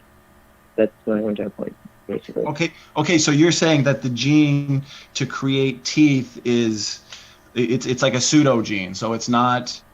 It's kind of like the gulo vitamin C gene, because I don't know. I think a lot of it, because, for example, you're assuming obviously mutations are the source of all variety. So I think with what you're talking about could be interpretation of the data based on the assumption, because we know that a lot of these genetic mistakes, recessive genes, pseudo genes, are actually now known to be functional DNA differences. So if it's a broken gene, or if it's a silent gene, based on, say, ENCODE and what we know about the trajectory for genome-wide functionality, I'm not sure if I'm answering your question properly. And I know, like, Mendel's pea plants, if you look at Mendel, who did the experiments on recessive traits, it can also be applied to teeth. So, I'm not sure if I'm misunderstanding the question. I don't see it being a problem. I see it fitting quite nicely in with our model of created genetic diversity and heterozygosity. My time's probably almost done. But why would God even put genetic information to create teeth, but have it be useless or recessive or whatever? Why would he do that in boards? Well, the thing is, we don't necessarily know if it is useless. Like, for example, they used to say that humans possess the broken remnants of an ancient chicken gene, but now we know after further genetic data that no actual remnant exists. This fragment actually is now known to be a functional DNA element. So what you're seeing here, if it is a pseudo gene, with further research, or maybe it's even known now, it could be a functional DNA element, because we see now that 80% of our genome is transcribed, suggesting function, and a lot of these pseudo genes are being overturned. Of course, there are actual genes that are broken. You know what I mean? I had a Honda Civic and a Chevy Cruze, and the air conditioner broke in both the exact same spot. So that doesn't prove that they're related through common ancestry to a skateboard. It just... All right, we are actually out of time for this portion, so we are going to switch, and Standing for Truth can cross-examine Godless Galaxy. And we'll start when you're ready. Okay, awesome. I think, in regards to, because I know you talked about genetic entropy, I know it comes down to net loss versus net gains. Usually they'll resort to beneficial mutations can outweigh the deleterious mutations, but if we know that the rare occurrence of beneficial mutations cannot compensate for the information loss based on numerical simulations, based on the empirical evidence, what would be your one or two best examples of beneficial mutations that actually add new novel information to the genome? Go ahead. I haven't entirely researched into beneficial mutations, which I can do later. But I probably always tell you these. But most of the mutations, I would agree that beneficial mutations can get rid of old mutations, like lactose intolerant got rid of some genes. But you also gotta realize that sometimes losing a function and gaining a new function can be gain than loss. So if a beneficial mutation outweighs the cost of losing that one function, it would be much better. So, for example, the adult lactose tolerance, if that's what you're talking about, from my understanding, it's due to a broken lactase promoter. So my question would be, if a lot of these examples of, say, beneficial mutations, because a lot of the mutations, if they're beneficial, a lot of them are environmentally dependent. If they're decay of prior information, loss of information, how is that going to compensate for the influx of deleterious mutations? Because if it's all about net gain versus net loss, how is that problem of genomic degradation going to be solved? I haven't really researched genetic hitchhiking, but it is a selection that does happen. Basically, a group of mutations, a mutation would have like a group of mutations with it. I don't know entire specifics about it, but basically it would all be focused on mutation, which would increase the frequency of those genes around that one mutation that caused this, and the frequency would increase, and then those genes could possibly mutate more. I don't know, it's not much I was thinking about hitchhiking, but that's what I've learned so far. No problem. If because it seems like you're in agreement that a lot of what we thought of to be junk DNA is now showing to be functional, or is at least not idle in the genome.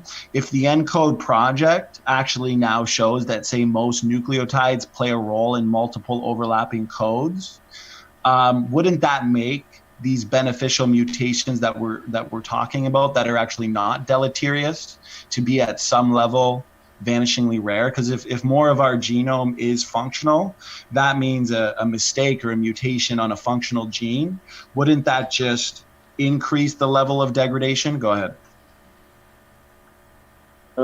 If we do figure out that the whole entire genome, or most of it, is functional, it's possible, yes, it's possible that these mutations could be deleterious or whatever, but it's also possible that some of these genes can mutate, or they can mutate, or they could, they can create a copy of themselves, and that function will still exist, and that the other copy gene can do whatever it wants, which could either increase or decrease the function. So if we do figure that out, it's possible that genes copying themselves or whatever could show that not every mutation causes a loss of function. Okay, thanks for that. I think also because you talked about some of the flood evidence, the fossil record, because the paleocurrent data from the Mesozoic and Paleozoic rocks, they actually indicate a pattern of cross beds and ripple marks that actually flow the span of entire continents in one direction during the Mesozoic, and a completely different direction during the Paleozoic. So my question in regards to that would be, if there was no global flood, so does it seem like you were fighting that in your opening, the currents of ripple marks and cross beds should be randomly distributed, flowing from all directions. So how come that's not the case? Given a uniformitarian assumption, how come that wouldn't be the case? Is this ripple effect like seen across the entire world? Like every single Mesozoic layer has this ripple effect. Is that true? Yes, we see this pattern of ripple marks, and they're flowing the span of entire continents in one direction during the Mesozoic, and a completely different direction during the Paleozoic. So I mean, it seems consistent with a global model, but I'm not too sure how someone under a uniformitarian assumption would be able to explain a lot of the geology we see. Well, I'm not an expert at anything. I have a little bit of everything. I'm not completely, I don't know about these ripple effects in these layers, but if a good amount of layers show this ripple effect, 90% or whatever, I'm not going to say 90%, but like whatever you classify as pre-flood has all these ripple effects, and you can prove that these are different, then I don't know exactly how I can account for the geography of the continents and their, I'm not an expert at geography. But, yeah, no problem. Since we're still on the flood and the CPT model is what I look to, how could the weak and more so snail pace, say, plate tectonics that uniformitarians look to, how could they have sent cool slabs of rock towards the mantle, or I should say the core boundary? Because it seems like only a strong force like the biblical floods catastrophic plate tectonics model could have actually accomplished that. because we looked at rapid plate tectonics, and that seems to explain the observation. So how does slow and steady plate tectonics explain that?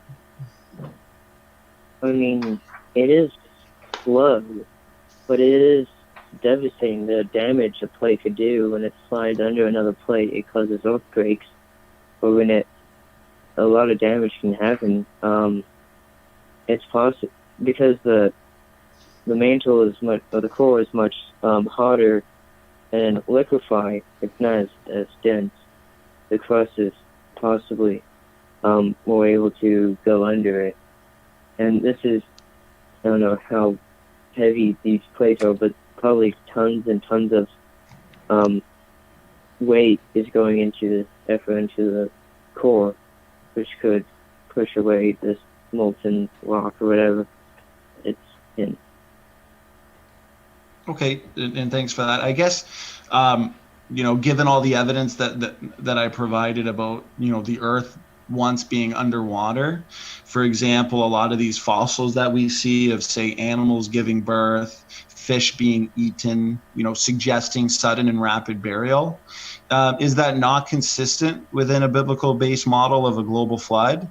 And if not, how does, somebody under a uniformitarian-based assumption explain this current data? Got about a minute left. Oh, sorry, Sid.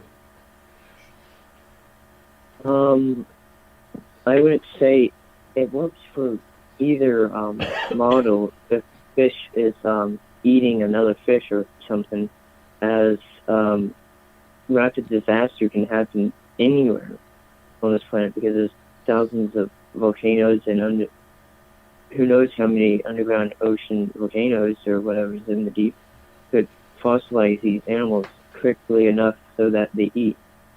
What I don't understand is that we don't find any like dinosaurs eating humans or something, or like they're in the stomach or some sort of animal we would find at the top layers in the stomach of some other animal below it. So based on what I said about the distribution of 10 seconds? Yep. Okay, I'm good then. I don't think I can formulate another question than that. Thanks. You got it. Thank you, gentlemen. And by the way, everybody, we will hopefully have these debaters back. Hit that subscribe button if you want to see them again, as we are hopefully going to have them come back to Modern Day Debate to debate again. And also, we have a lot of debates lined up. Tomorrow we have 3 debates, which is insane. So it's going to be a lot of fun, a lot of different topics tomorrow, a variety, all of which are different from today's topics. So a lot of new stuff. And with that, I am now setting the timer for the closing. So I am still scanning for questions for the Q&A.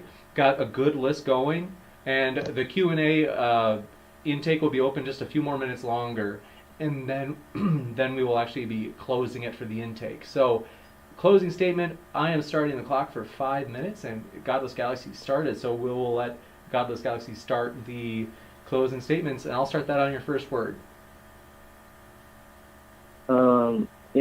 Thank you, Truth for Center, for having me, I guess, whatever. My closing statement, I don't know entirely what to put in it. I wish this went a little bit better, but this went good, I guess.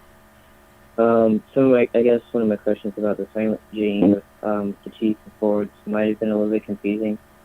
I can understand that, but I tried to explain that, but you kept going off on about how it's consistent with kinetic entropy.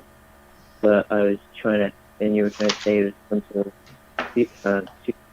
even though in my opening statement I clarified that we were able to add mice gene to activate this, showing that this gene in the boards was silent, or whatever you may call it, which it did not have a function. And when we had the gene, it did have a function, and that was creating teeth in the boards. I would have liked if you talked about how my rebuttal, I talked about the 5,400-year-old man and how his chromosomes were found around this area and how that lines up with the biblical flood, even though his wire chromosome's found, but its mitochondria has not been found around there. And you kept asking me about geography and the flood exactly. You didn't really you talked about how I said like simple to complex or whatever, but I mentioned how we see in a fossil record where we see simple life, single-celled to fish, and we see the separation between fish and land-walking animals, and then we see the separation of reptiles and amphibians, and then reptiles and mammals, or whatever. You didn't entirely address that point, I guess. How much time do I have left? You've got 2 minutes and 45 seconds. All right.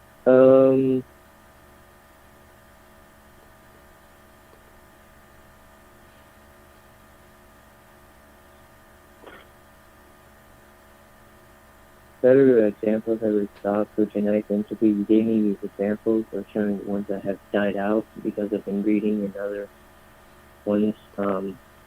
You said sheep and dogs, which those have been clearly altered by humans, which I wish you gave me an example of one so I could see.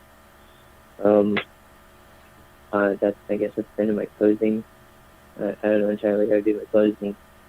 You got it. Well, I think I think you did well. Like basically just summarizing your main points. So very clear, and then yeah, not introducing new information. So you did well. So like that's what you're supposed to do, and you did it. So if you do have maybe about a minute 45 left. Again, that's optional. Like if you feel like you're set, then you can wrap it up. I'm set. I'm good. You got it. All right. Well, thank you very much, Godless Galaxy. And then we are going to go to Standing for Truth. We are going to reset the clock, and I will start on your first word. Oh, that's right. I muted you because you were stamping envelopes. There we go. Unmute. Well, thank you. I think if we look to some of the things he was saying, say the mammal-like reptiles progressing to mammals. I mean, this alleged succession of mammal-like reptiles towards ever more, mammalness is actually not found in any one location on Earth. It's inferred, and through the correlation of fossiliferous beds from different continents, judgments and guesses are made. So it's kind of circular. And cladistics, for example, it doesn't actually demonstrate evolution, because cladistics is really just a classification scheme, nothing more. And if we look to genetics and we see that based on information loss, based on genomic degradation, that means that primary assumption of molecules to man evolution obviously can't be true. So at the end of the day, fossils are fickle, they are fragmentary and open to contradictory interpretation. So we need to look at the observational data, and when we look at these phylogenetic systematics, a lot of time they invoke the rescue device of convergent evolution. And that means that a lack of uniqueness of the phylogenetic tree is usually just explained away by this convergent evolution. And all that really is it's the appearance of the same trait or character in independent lines. So it's actually just an invention. And for example, whales, dolphins, and bats are the only mammals that actually have echolocation systems. And on the basis of gross anatomy, the whales and dolphins are classified closer to the cow and other ruminants than to the bats. But on the basis of their echolocation systems, they should actually belong with bats. Also, molecular data of a certain protein actually puts whales and dolphins squarely with the bats.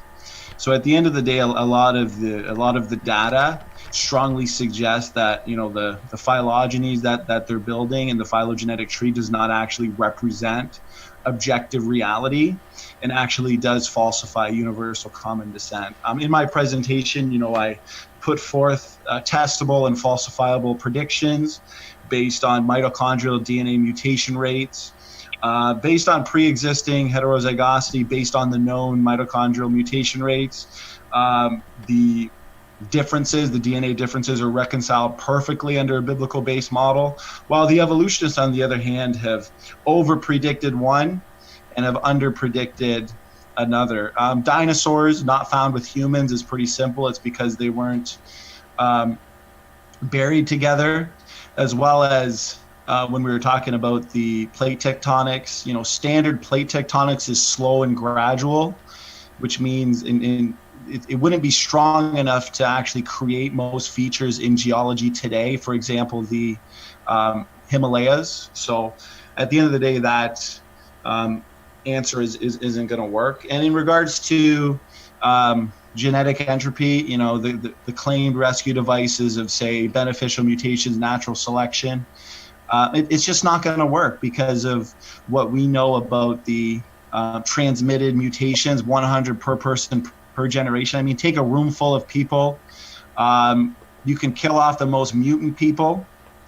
That means we now have a room half full of people who still have 60 to 100 more mutations than their parents. So that means if everybody is multiply mutant, and if every generation is more mutant than the one before it, all selection can actually do is slow down the degeneration by killing off the absolute worst of the lot, but it doesn't stop mutations from accumulating in the population over time. Things are going down, not up.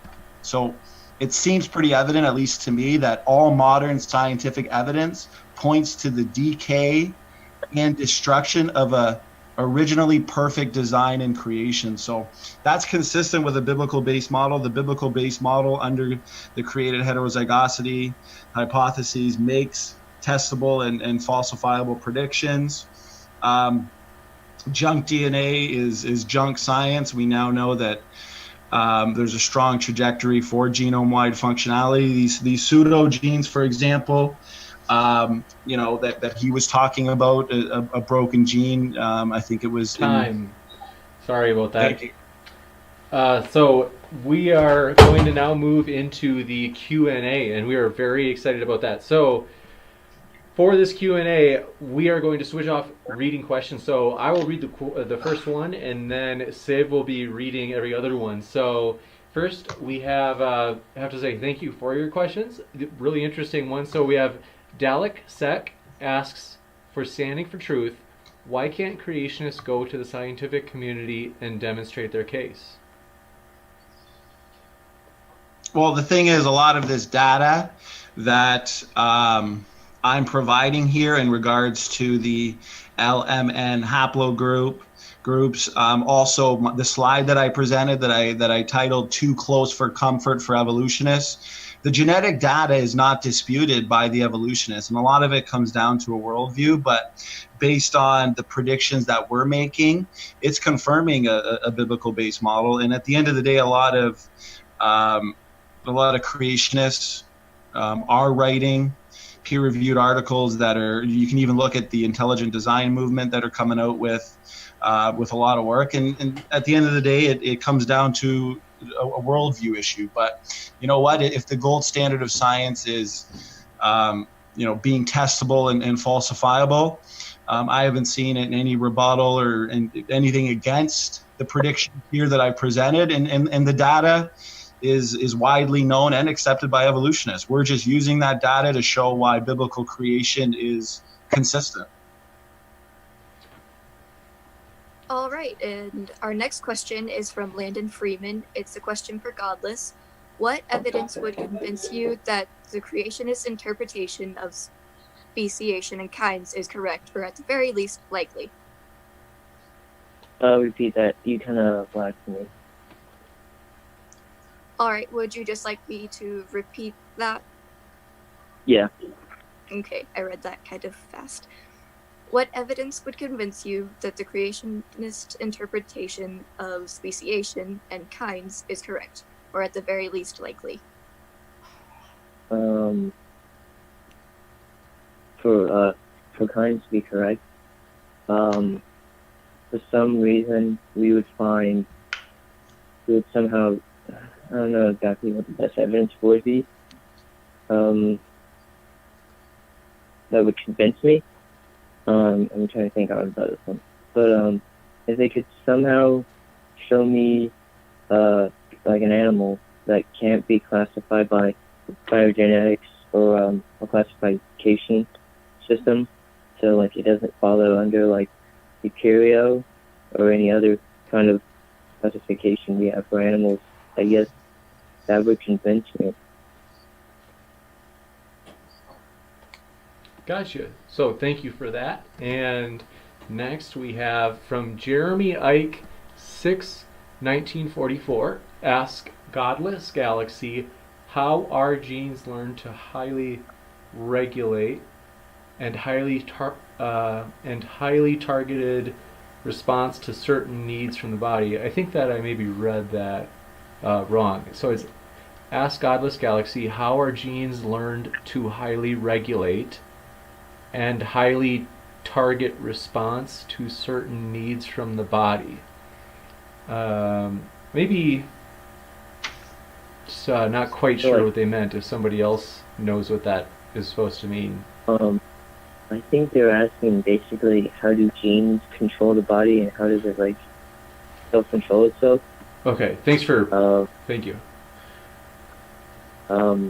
Genes, how they regulate themselves, I guess, would be that they create, I don't know the entire way they regulate themselves, but I would think that they create protein which does regulate themselves.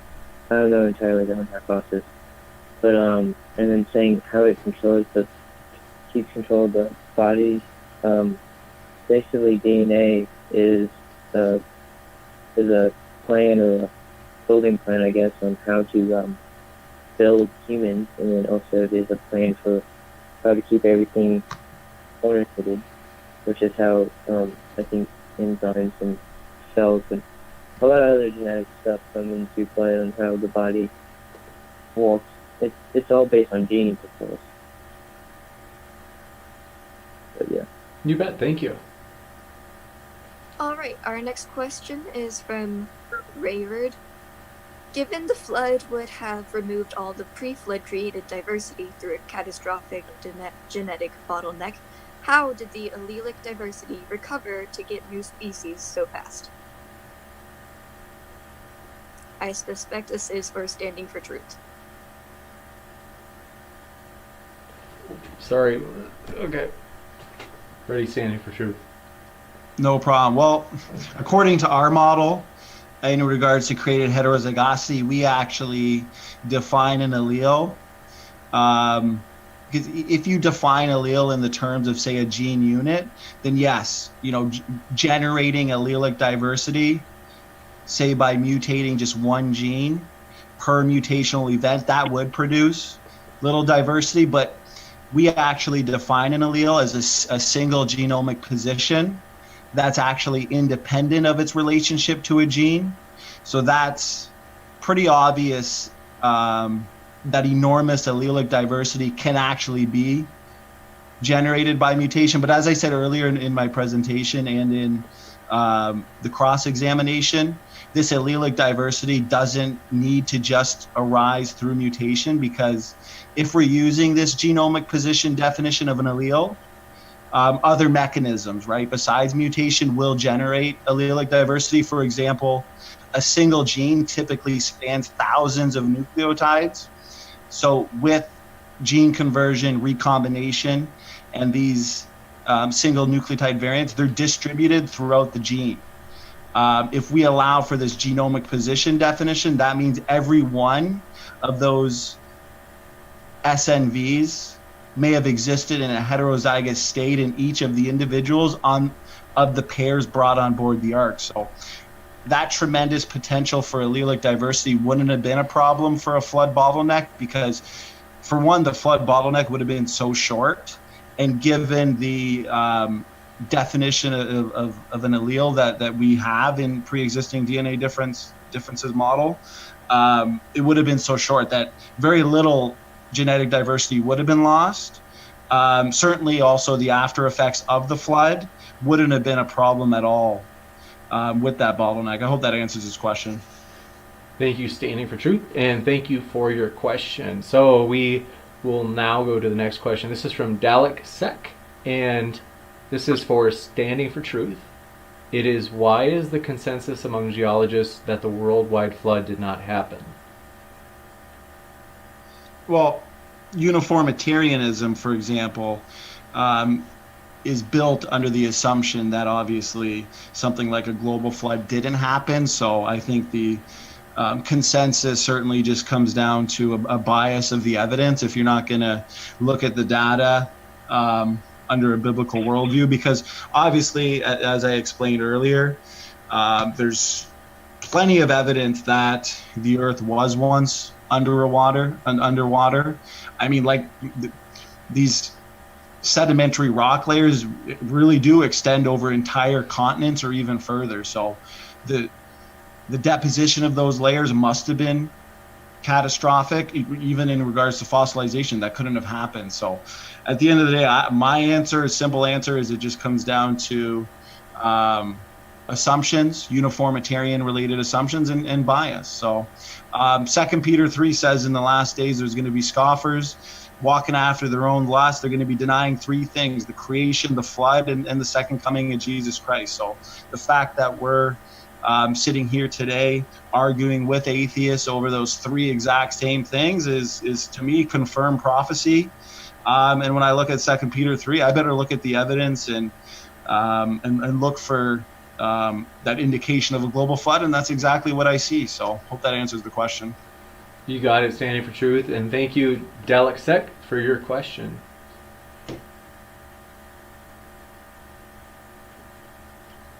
And the last question is from Miguel Gonzalez. So this is for the for Godless Galaxy. Miguel is asking, where does information come from? Information come from. I would say information, if you're talking about genetics and stuff. That analogy, basically, genetics and DNA, it's all chemicals. It's more of like an equation than information. As equations change with different variables, you get different outputs. So, and then how this arose, of course, would be agadogenesis or whatever, in which could be there's the RNA wall hypothesis or whatever that basically says that RNA could have possibly replicated itself repeatedly, which we have shown in the lab, could have eventually formed DNA. And of course, all this like HE, C, and G all come from biochemicals that we have tested, and which have been tested in experiments showing that it's possible for DNA and RNA to be made in a lab. You got it. Well, thank you very much, Godless Galaxy, and thank you, Miguel, for your question. So I am stoked. I appreciated everybody's efforts tonight. The audience asking your questions, thank you very much for being engaged. Thank you so much for Siv being here to help move this debate along, and also allowing me to step out of the room and taking full control. So also, more than anybody, I have to say to the debaters, thank you so much for the preparation you've done and getting in the hot seat. You really took on the brunt of it by far, so we just really appreciate you coming on and sharing your ideas, and hopefully the audience got to hear new ideas tonight, and I'm sure they did. So thank you very much, both for Godless Galaxy and Standing for Truth. Well, thank you so much, James. Thanks for having me, James. My pleasure. And by the way, everybody, their links are down in the description, as well as Sivcat. Her link is down in the description for her Twitter. So I totally encourage you, check their links out. And hey, what do you know? You might even make a friend, even better. So we're glad you're here, regardless of your worldview. It's nice to have people who can still disagree. I mean, that's the thing. Don't fall off the wrong side of the horse saying, oh, it's like bad to debate, it's bad to disagree. It's like, no, like, don't freak out. Like, it's okay. You can be friends, and at the same time, like, don't think being friends means you can't disagree. It just means you disagree. Big deal. So, glad you were here, and we hope you have a great night. Again, 3 debates tomorrow. Holy smokes. Hope you tune into those and keep sifting out the reasonable from the unreasonable. If you like, hit that like button to help get this video spread more across YouTube so people can hear the different ideas from both of our debaters. So we hope you have a great night. Take care, everybody.